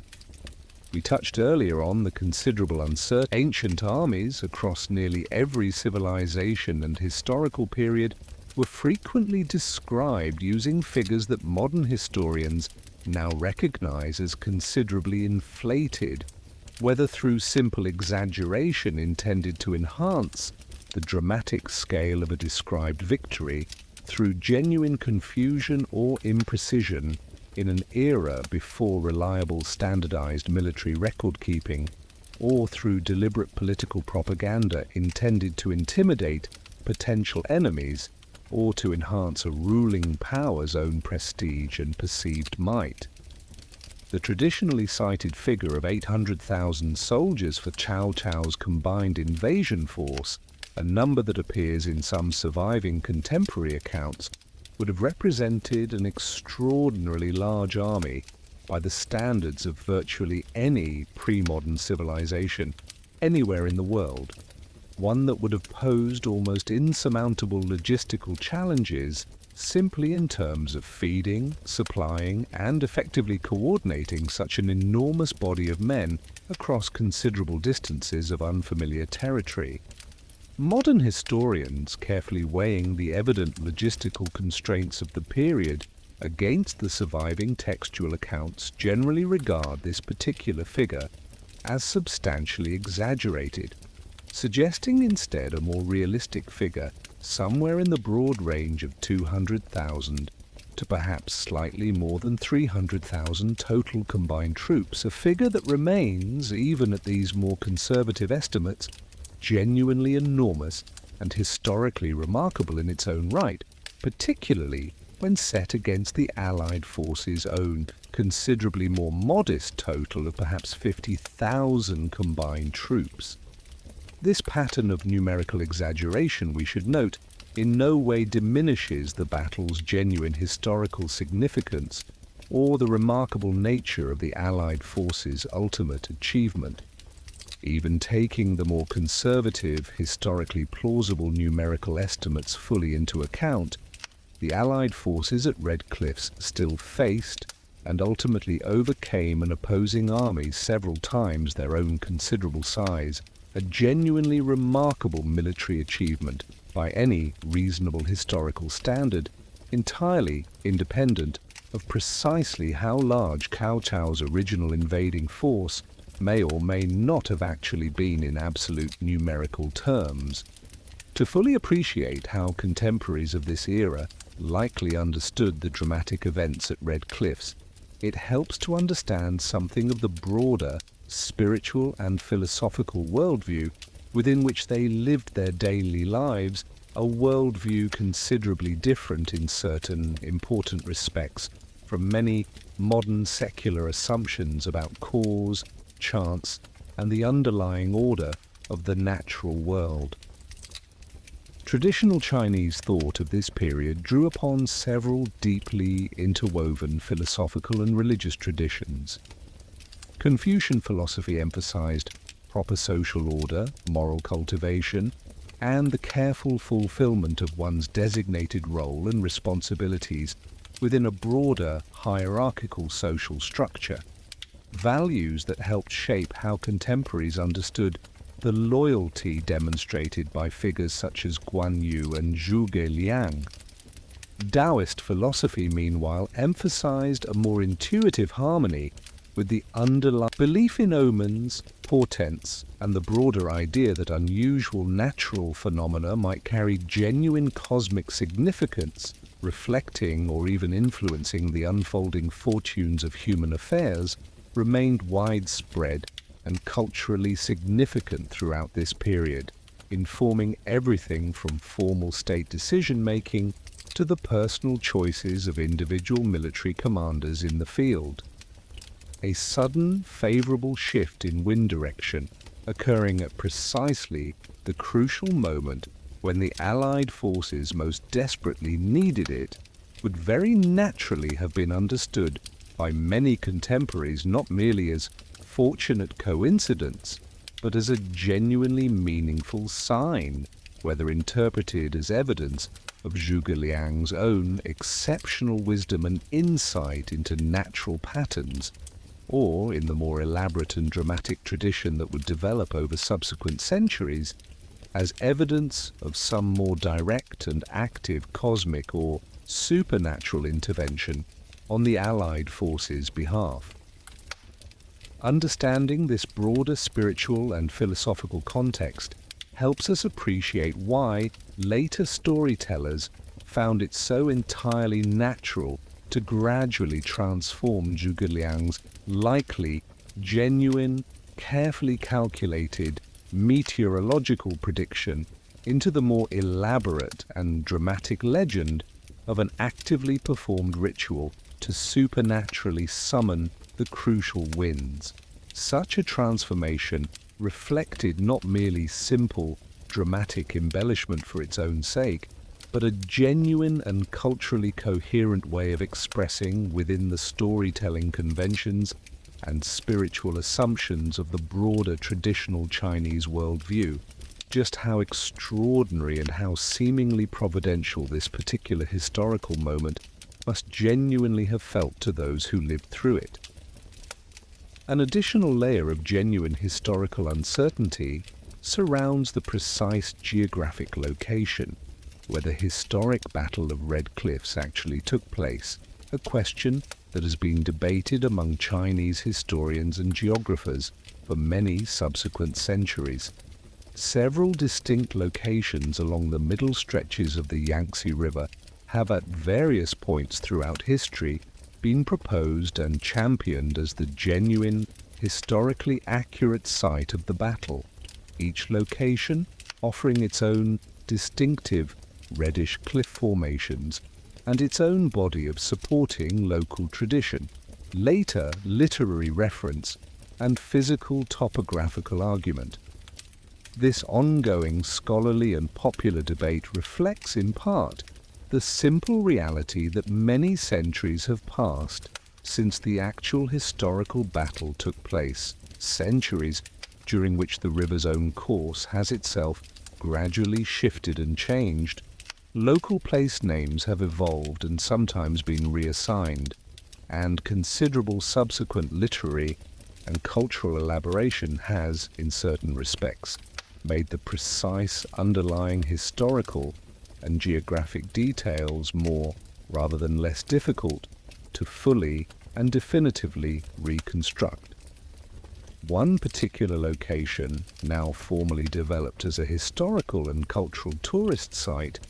has, over recent centuries, come to enjoy the broadest general popular and scholarly acceptance as the most historically probable location of the actual battle. And it is this site that most modern visitors seeking to personally experience something of the dramatic, historical atmosphere of Red Cliffs, this lingering geographic uncertainty, rather than diminishing the story's genuine power, arguably adds its own quiet and contemplative dimension to our understanding of the battle, inviting us to hold the dramatic historical narrative itself somewhat more lightly and reflectively,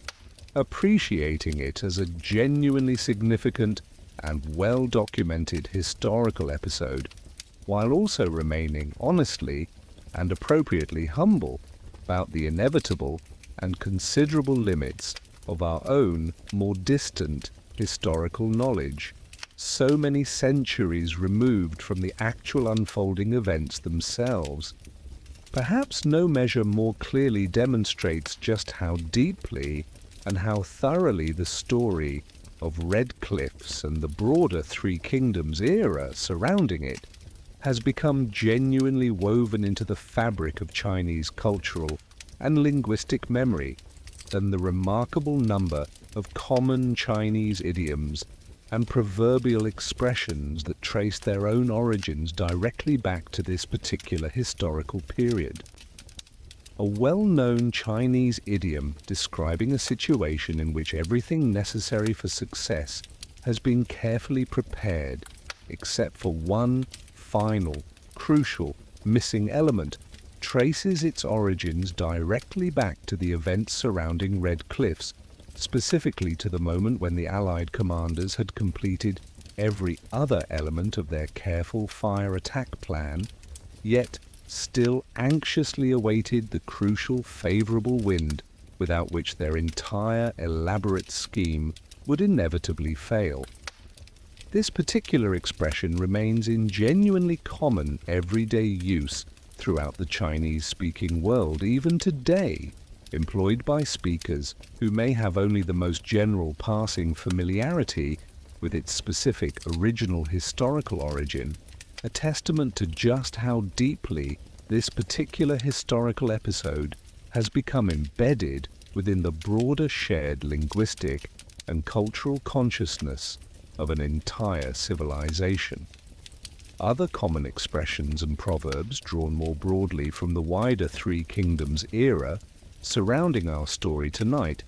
similarly continue to enrich everyday Chinese language and conversation, referencing everything from Zhuge Liang's celebrated strategic brilliance to Liu Bei's remarkable personal patience and humility in his famous 3 visits to secure Zhuge Liang's service, to the deep and enduring loyalty exemplified by the sworn brotherhood of Liu Bei, Guan Yu, and Zhang Fei. This remarkable linguistic legacy offers, perhaps, the single clearest and most tangible measure of just how profoundly and how permanently this particular historical era and the dramatic events at Red Cliff specifically have shaped and continue to shape the broader cultural imagination and everyday lived experience of hundreds of millions of Chinese speakers across many subsequent centuries, carrying the memory of that single fiery winter night upon the Yangtze River forward into the ordinary, everyday conversations of a civilization many centuries removed from the original events themselves. To fully appreciate just how remarkable Cao Cao's rise to northern dominance truly was, and thus how genuinely significant his subsequent defeat at Red Cliffs proved to be, it is worth briefly considering the difficult and uncertain path he travelled before ever turning his attention southward at all. In the years before our story properly begins, Cao Cao's most formidable rival for control of northern China was a powerful aristocratic warlord named Yuan Shao, a man who commanded considerably greater initial territory, wealth, and military manpower than Cao Cao himself could claim. In the year 200, the two rivals met in a pivotal and closely fought confrontation known as the Battle of Guandu, a contest that at the time appeared to many contemporary observers considerably more likely to end in Yuan Shao's favor than in Cao Cao's. Yet there is a certain quiet historical irony worth pausing over here. At Guandu, it was Cao Cao himself who occupied the position of the clever, resourceful underdog, triumphing against a materially superior opponent through careful strategy and decisive, well-timed action, very much in the same broad pattern that the Allied forces at Red Cliffs would later successfully employ against Cao Cao's own subsequent southern invasion. Perhaps having so successfully played this particular role himself at Guandu, Cao Cao ought to have remained rather more alert to the very real possibility that a similarly resourceful opponent might one day turn precisely these same tactical principles against his own, now vastly more powerful position. Historical hindsight, of course, makes such careful strategic humility considerably easier to recommend than it evidently proved to actually practice at the time. Nearly 9 centuries after the historic events at Red Cliffs, one of China's most celebrated literary figures, the Song dynasty poet, essayist and statesman Su Shi, visited a site along the Yangtze River popularly associated with the ancient battle, and composed there Su Shi's beautiful and deeply reflective compositions, written during a period of his own personal political exile and hardship, meditate thoughtfully upon the passage of time, the fleeting and ultimately transient nature of even history's greatest and most celebrated military triumphs, and the quiet, enduring beauty of the natural landscape itself, which remains steadily present long after the particular human dramas once played out upon it have faded into distant memory. Su Shi reflects in these celebrated writings on how the mighty heroes of that long-ago battle, however celebrated and however dramatic their achievements once seemed to their own contemporaries, have themselves now passed entirely into history, while the river itself continues flowing on, indifferent and eternal, precisely as it always had before their arrival, and precisely as it would long after their departure. These two beautiful and philosophically rich compositions helped cement Red Cliffs still further within the broader landscape of Chinese literary and cultural memory, demonstrating how this particular historical episode had already, within less than a millennium of its original occurrence, become not merely a subject of historical record, but a genuine touchstone for broader philosophical reflection on time, memory, mortality, and the ultimately humbling relationship between fleeting human ambition and the quiet, enduring permanence of the natural world itself. It is worth noting, with a certain gentle irony that Su Shi himself might well have appreciated, that considerable scholarly debate exists regarding whether the particular site Su Shi actually visited and wrote about was, in historical fact, the genuine location of the original battle at all, or whether Su Shi was instead reflecting upon a different, similarly named location along the river. Yet this uncertainty, far from diminishing the literary and emotional power of Su Shi's beautiful reflections, arguably only reinforces their deeper underlying philosophical point, that the precise physical location ultimately matters rather less than the profound human truths that such a place, real or reasonably approximated, can nonetheless still meaningfully evoke within a thoughtful and receptive observer. While Zhou Yu's own life was cut tragically short so soon after his celebrated triumph at Red Cliffs, Sun Quan himself, the young ruler whose crucial decision to resist rather than surrender had made that triumph possible in the first place, would go on to enjoy a remarkably long and, for the most part, genuinely successful reign over his southeastern state of Wu, formally proclaiming himself emperor in the year 229 and continuing to rule for more than 2 subsequent decades thereafter. Under Sun Quan's extended leadership, the state of Wu developed and consolidated its own distinctive regional identity,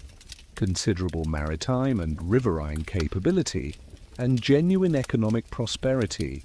drawing upon the rich agricultural resources of the lower Yangtze region and developing, over time, meaningful trade and diplomatic connections extending well beyond China's own immediate borders, including documented contact with regions as distant as Southeast Asia. Yet Sun Quan's later years were also genuinely marked by difficult and increasingly bitter succession disputes among his own sons, a painful pattern of internal court conflict that would ultimately weaken the state of Wu in the years following his own eventual death, contributing meaningfully to its later vulnerability and eventual conquest by Jin forces in the year 280.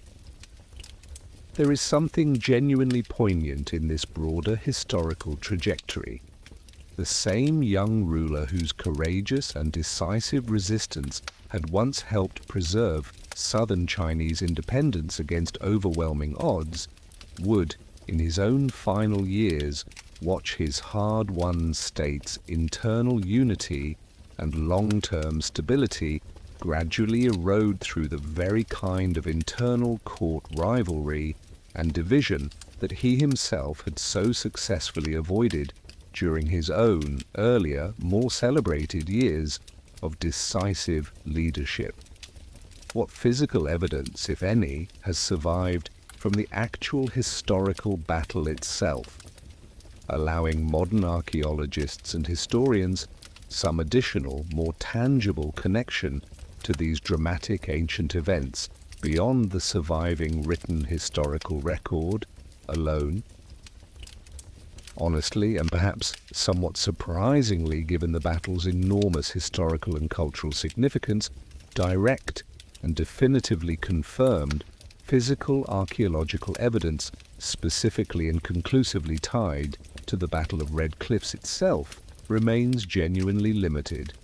Various ancient weapons, coins, and other military artifacts dating from the broader Three Kingdoms period have indeed been recovered from various sites along the Middle Yangtze River region over the centuries, and such discoveries are naturally and understandably often popularly associated with varying degrees of genuine scholarly confidence with the historic battle itself. However, definitively and conclusively linking any particular recovered artifact to this one specific documented battle among the many military engagements that occurred throughout this broader region during this genuinely turbulent historical era remains a considerably more difficult and often ultimately inconclusive undertaking than popular tourist site descriptions sometimes suggest. This should not, however, be taken as any meaningful cause for genuine historical doubt regarding whether the battle itself actually occurred, a question on which the surviving written historical record, drawn from multiple independent and broadly corroborating early sources, remains genuinely clear and historically well established. Rather, it simply reflects the broader and entirely ordinary reality that ancient battlefields, particularly those fought many centuries ago along a major, actively used waterway whose course and surrounding landscape have themselves continued to shift and change considerably over so many subsequent centuries, frequently leave behind considerably less direct and easily identifiable physical trace than we might naturally hope or initially expect. What has survived instead, in truly remarkable and enduring abundance, is something perhaps even more genuinely significant in the longer view of history.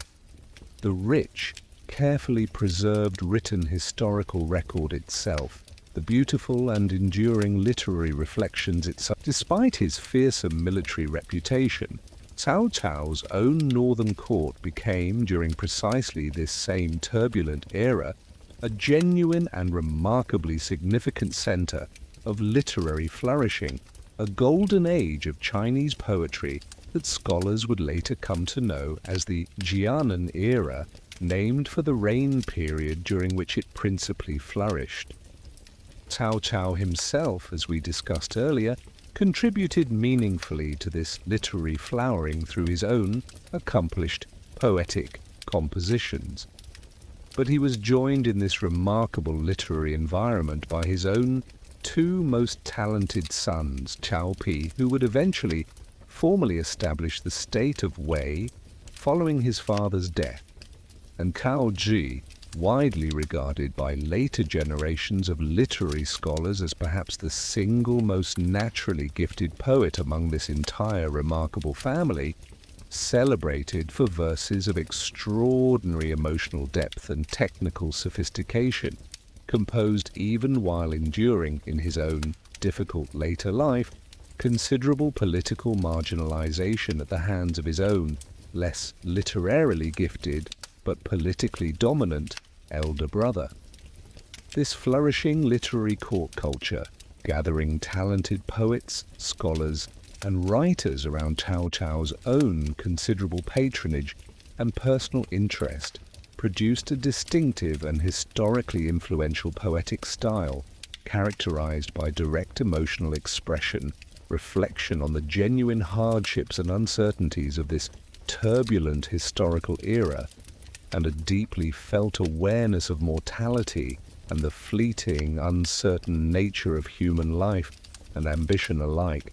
themes that would have resonated powerfully with anyone living through such a genuinely unstable and dangerous period of sustained civil conflict. There is something genuinely worth pausing over in this juxtaposition, the very same historical moment that produced such devastating warfare, mass civilian suffering, and the dramatic military reversal we have explored together tonight, also simultaneously produced some of the most beautiful, emotionally resonant, and enduringly celebrated poetry in the entire history of Chinese literature. Perhaps this should not, upon further reflection, surprise us greatly. It is, we touched earlier, upon the tragic fate of Guan Yu, Liu Bei's sworn brother, whose eventual capture and execution followed his earlier military successes and Sun Quan's fateful betrayal of the broader Wushu alliance. Yet Guan Yu's own story, remarkably, did not end there in any meaningful cultural sense, but instead continued to develop and grow in genuine religious and cultural significance across many subsequent centuries following his death. Beginning gradually in the centuries following his death and accelerating considerably during later dynasties, Guan Yu's historical memory underwent a genuinely remarkable transformation, evolving from that of a celebrated historical military figure into that of a genuine folk deity, formerly worshipped in temples constructed specifically in his honor across virtually every region of China, and eventually throughout much of the broader Chinese diaspora community around the entire world. Guan Yu came to be venerated under several distinct but closely related religious and cultural roles. As a powerful guardian deity capable of protecting the righteous and punishing wrongdoing, as an exemplar and patron of loyalty, honor, and righteous brotherhood, and, in a somewhat more unexpected later development, as a patron deity of prosperous business dealings and commercial success,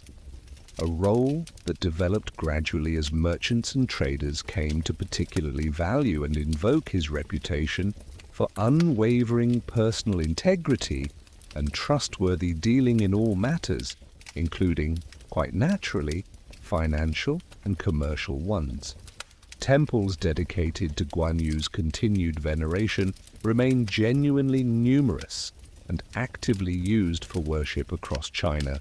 Taiwan, and throughout much of Southeast Asia even today, nearly 18 centuries after his own historical death, making him one of the most widely and continuously venerated historical figures in the entirety of Chinese religious and cultural tradition, a truly remarkable testament to just how deeply the values he came to represent, loyalty, courage, and unwavering personal integrity, even in the face of eventual defeat and death, continued resonating with subsequent generations across so many following centuries of continued cultural memory and religious practice. In more recent decades, the story of Red Cliffs has continued finding vivid and enthusiastic new expression across an ever-widening range of modern creative media, introducing this remarkable ancient historical episode to entirely new generations of readers, viewers, and players around the entire world.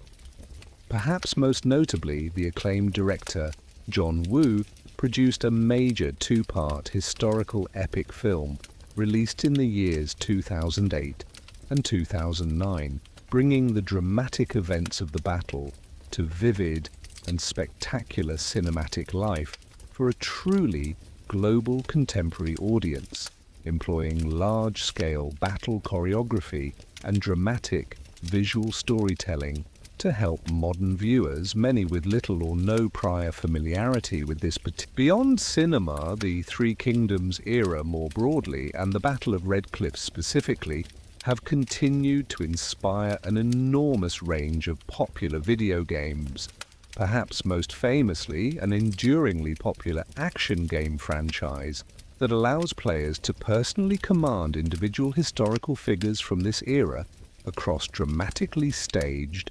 large-scale reimagined battle sequences, introducing millions of players around the world, many of them considerably more familiar with modern gaming culture than with classical Chinese historical literature, to at least the broad outlines and central personalities of this remarkable historical period. This continued and evidently ever-renewing creative reinterpretation across so many different modern media and reaching so many different contemporary audiences around the entire world stands as perhaps the clearest possible testament to the sheer, enduring narrative power of the underlying historical story itself, a genuinely remarkable tale of courage, brilliant strategic ingenuity, deep personal loyalty, and hard-won triumph against truly overwhelming odds, one that continues finding fresh and meaningful resonance with entirely new generations of audiences nearly 18 full centuries after the actual historical events. It so faithfully, if often quite creatively, continues to commemorate and retell. Let us take a quieter moment now before we turn toward our final reflections, to simply imagine the physical landscape itself in rather more sensory detail, the actual world through which these dramatic historical events unfolded. For the Yangtze River Basin in winter is a landscape genuinely worth picturing slowly and carefully. Winter along the middle Yangtze brings a particular kind of damp, penetrating cold, quite different in character from the drier, harsher cold of the northern plains that Cao Cao's soldiers knew so well from their earlier campaigns. Mist frequently gathers low across the water in the early mornings, softening the outline of the distant hills and riverbanks, while the river itself, swollen or reduced, depending on the particular season and the pattern of recent rainfall, moves with a slow, powerful, unhurried certainty that has carried boats, goods, and travelers along its course for as long as human memory in this region reliably extends. The reddish sandstone cliffs that gave the battle its enduring name rise steeply in places along certain stretches of the river, their distinctive colouring catching the light differently throughout the day, appearing almost to glow with a deep, warm, reddish hue in the low light of morning or evening, and settling into cooler, more shadowed tones beneath the full brightness of midday sun. Bamboo groves and scattered pine forests cover many of the surrounding hillsides, while smaller tributary streams and quiet inlets branch away from the main river's course, offering countless natural hiding places and mooring points for boats of every size and purpose. It was into this quiet, ancient, and naturally beautiful landscape that two massive armies and eventually one another's devastating fire and fury arrived so dramatically on that particular winter night, so many centuries ago. The river itself, of course, took no side in the human drama unfolding upon its surface, continuing to flow, as it always had, and as it continues to do even as we prepare to draw tonight's long journey to its close. It is worth pausing briefly to notice that the essential pattern at the heart of our story tonight, a smaller, more vulnerable force overcoming a vastly larger and seemingly overwhelming opponent through clever strategy, careful timing, and courageous, decisive action, is one that appears in various forms across many different civilizations and many different historical periods throughout the whole of world history. Ancient Greek forces at the naval battle of Salamis famously employed narrow straits and careful tactical positioning to overcome a considerably larger invading Persian fleet. Various other historical commanders across many different cultures and centuries have similarly discovered that terrain, weather, calculated deception, and simple, unexpected timing could transform an apparently hopeless numerical disadvantage into genuine and decisive strategic opportunity,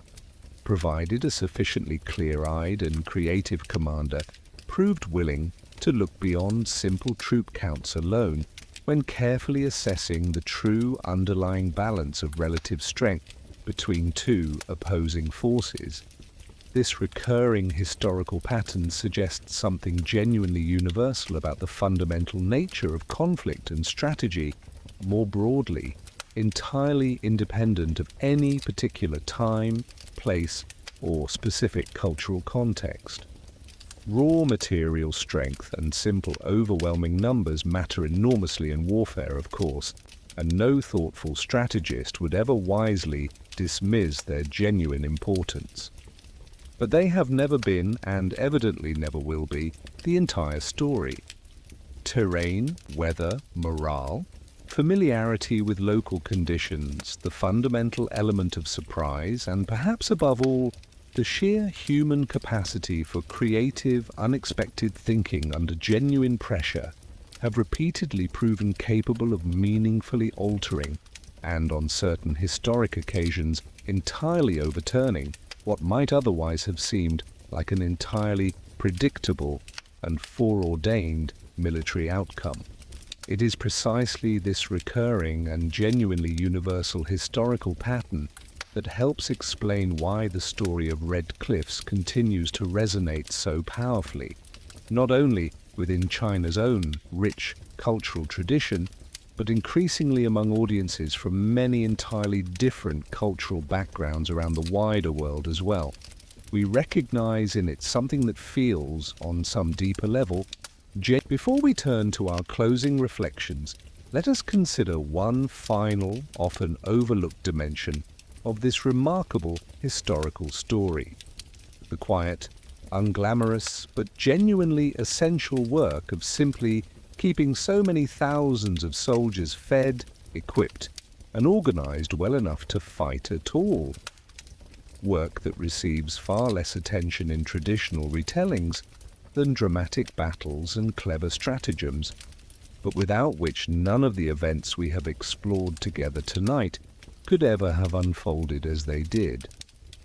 Cao Cao himself, whatever his considerable military and literary talents, is remembered by historians as a genuinely gifted administrator, precisely because he understood, perhaps more clearly than many of his contemporary rivals, that even the most brilliant military campaign would inevitably founder without a reliable and carefully organized system of supply. His development of military agricultural colonies in which soldiers cultivated productive farmland during periods between active campaigning represented a genuinely innovative solution to the perennial challenge of feeding a large standing army without placing an unsustainable burden upon the broader civilian tax base a system that considerably strengthened his own long-term strategic position relative to rivals who relied more heavily on simple, unsustainable taxation and requisition alone. Yet even Cao Cao's generally excellent logistical planning proved genuinely inadequate to the unique and unfamiliar challenges of his southern campaign. Operating so far from his own secure northern supply bases across unfamiliar terrain, amid an unfamiliar and challenging climate, and eventually amid the chaos of a rapid and disorganized retreat, his army's food supply grew increasingly unreliable in precisely the campaign's most critical final weeks, compounding the mounting toll already being taken by disease and by the sheer physical exhaustion of a long, difficult, and ultimately unsuccessful campaign.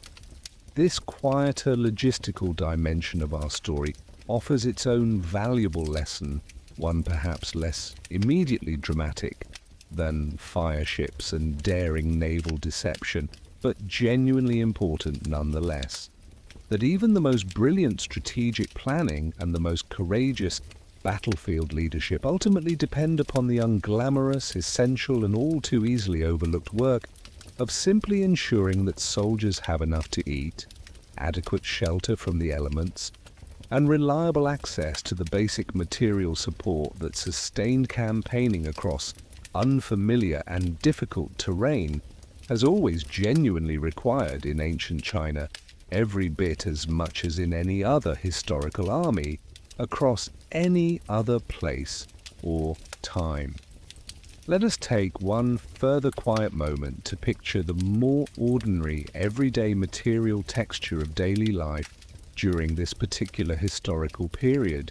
beyond the dramatic events of warfare and high politics that have so understandably dominated our story tonight. Clothing during this era typically consisted of loose, layered robes, generally crafted from hemp or, among wealthier households, silk, the material for which China had already become justly famous across much of the ancient world, dyed in various colors according to social status. Food during this period centered upon rice in the warmer, wetter south, and wheat, millet, and other hardier grains across the drier northern plains, supplemented by a wide variety of vegetables, and, for those who could afford it, meat and fish. The latter naturally more abundant and more central to everyday diet among communities living along major waterways such as the Yangtze River itself. Tea drinking, though not yet the deeply established and elaborately ritualized cultural practice it would eventually become in later Chinese history, was already known and appreciated in certain regions during this period,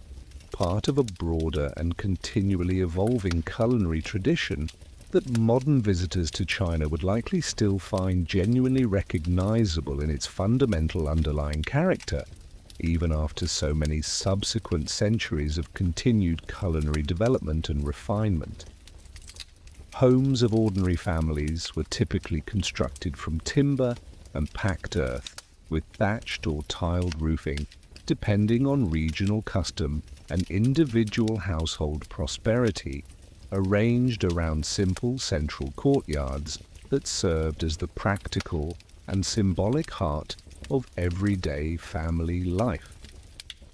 Wealthier households, including those of prominent regional officials and military commanders, naturally commanded more elaborate residences, though even these grander homes remained considerably more modest, by later imperial standards, than the truly opulent palace complexes that later, more thoroughly unified and consistently prosperous Chinese dynasties would eventually construct. These quieter, everyday details of ordinary material life, so easily overlooked amid the dramatic sweep of kings, generals, and decisive battles, remind us that the broader historical world we have been exploring together tonight was populated overwhelmingly not by legendary heroes and celebrated strategists alone, but by countless millions of entirely ordinary people, farmers, weavers, craftsmen, and simple riverside families, quietly going about their daily lives as best they reasonably could amid the considerable uncertainty and very real hardship of this genuinely turbulent and historically consequential era. We began this journey tonight with the slow, painful decline of the Han Dynasty, a civilization that had ruled over China for roughly 4 centuries before the events at Red Cliffs. It seems fitting, before we finally draw our story to its close, to briefly return to that dynasty's own quiet and, in certain respects, genuinely poignant final ending. In the year 220, shortly after Cao Cao's own death, his son and successor Cao Pi formally accepted the abdication of the last reigning Han emperor, a young man named Xian, who had spent the greater part of his own reign as little more than a carefully managed political figurehead, first under Cao Cao's own watchful control, and then briefly under Cao Pi's. The formal ceremony of abdication was Emperor Xian himself, remarkably, was not executed or otherwise harshly treated following his formal abdication, a genuinely notable departure from the frequently much harsher treatment that deposed rulers received in many other historical contexts, both within China's own subsequent history and across many other world civilizations more broadly. He was instead granted a comfortable and dignified retirement, complete with his own modest ceremonial territory and continued honorific status, living out the remainder of his life in quiet obscurity, a strikingly gentle conclusion to the formal ending of a dynasty that had, at its own considerable height, ruled over one of the largest and most sophisticated civilizations the ancient world had yet produced. There is something genuinely worth sitting with in these final quiet moments of reflection, in the contrast between the dramatic, fiery violence of Red Cliffs and the comparatively quiet, almost gentle, formal ending of the Han Dynasty itself several years later. History, we are reminded once again, rarely unfolds in single dramatic strokes alone. The Han Dynasty's ending was not a single sudden collapse, but rather the slow, gradual culmination of decades of accumulated internal strain played out across countless individual battles, political maneuvers, and quiet personal decisions, of which the dramatic fire and chaos at Red Cliffs represented merely one particularly vivid and historically consequential chapter among many others. And yet, for all its quiet formality, that final abdication ceremony in the year 220 marked something genuinely and permanently significant. The formal end of an era that had shaped Chinese civilization for 4 full centuries, and the equally formal beginning of the fractured, 3-way political landscape whose dramatic opening chapter we have spent this entire evening exploring together, a landscape whose ultimate shape we now know, with the full benefit of historical hindsight, had already been substantially and decisively determined by that single fiery winter night upon the wide, dark waters of the Yangtze River, so many years before this final quiet ceremony ever formally and officially took place.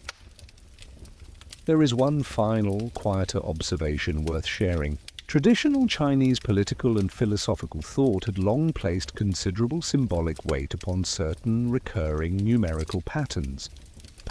believed to reflect deeper underlying truths about the natural order and balance of the cosmos itself. A 3-way division of power of the kind that crystallized so decisively in the years following Red Cliffs was neither entirely unprecedented within earlier Chinese historical memory, nor was it regarded by contemporaries as an inherently unstable or purely accidental arrangement.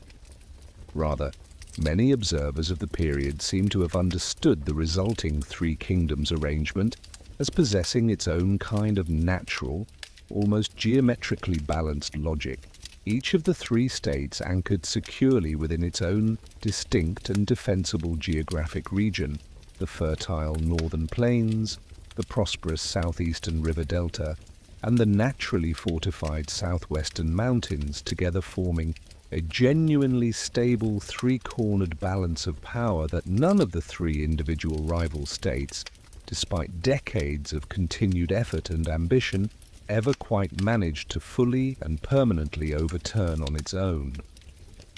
This is not to suggest that the resulting decades of continued division were somehow peaceful or free of further very real conflict, for they certainly were not, as our own brief account of Guan Yu's tragic fate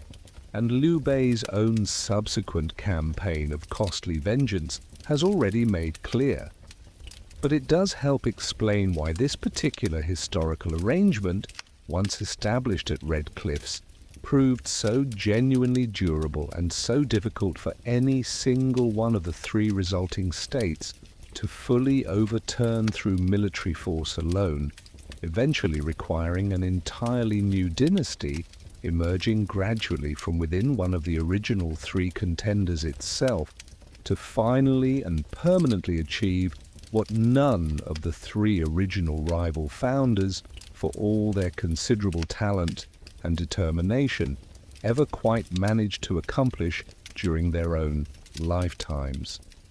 There is a certain quiet symmetry worth simply noticing and appreciating in these closing moments between this broader historical pattern and the specific dramatic events of Red Cliffs itself, where a two-way alliance of weaker forces successfully resisted a single, overwhelming power, only to see that same weaker alliance itself soon divide into two genuinely separate and increasingly rival states, joined a considerable distance away by Cao Cao's own enduring northern domain, together finally settling into the genuinely balanced three-way arrangement that would come to define this entire remarkable and enduringly celebrated period of Chinese history.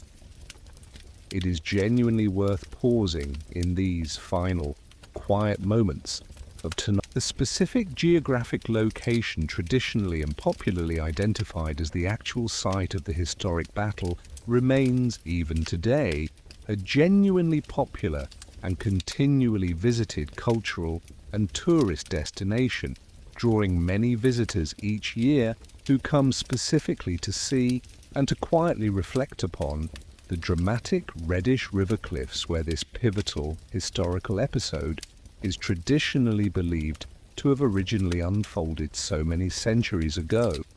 The battle's enduring underlying strategic and philosophical lessons regarding the genuine limits of raw, overwhelming numerical military superiority, the very real and often decisive tactical value of careful and creative strategic deception, and the sheer transformative power of brilliant, well-timed strategic innovation, even when facing seemingly overwhelming and genuinely daunting odds,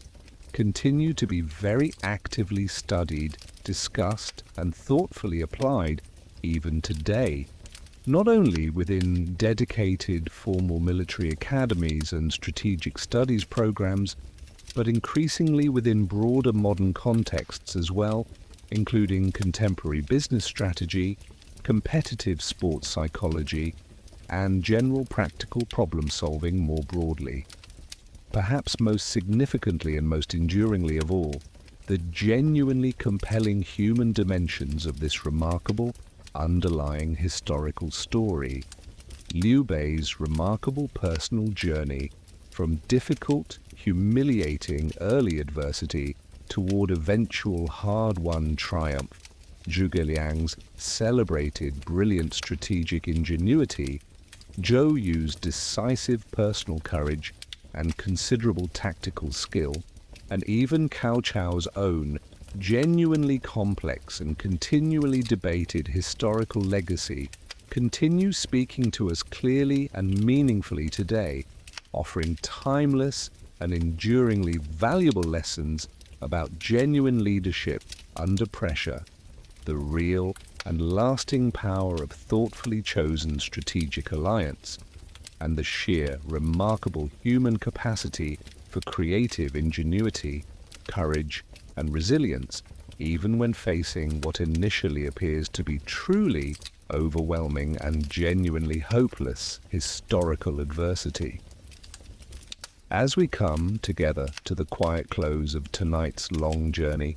I want you to picture one final time that dramatic winter night upon the wide waters of the Yangtze River, the roaring flames reflecting brightly and terribly across the dark, silent water, the massive northern fleet burning steadily toward its own catastrophic and unexpected final destruction, and, amid all of that overwhelming surrounding chaos and destruction, a considerably smaller Allied force, having carefully and patiently planned. There is something genuinely and deeply instructive in that dramatic image, a powerful and enduring reminder that raw, overwhelming size and simple brute strength alone, however genuinely formidable and however initially intimidating they might understandably appear, do not always and automatically determine the final, ultimate outcome of any great human struggle or historic contest.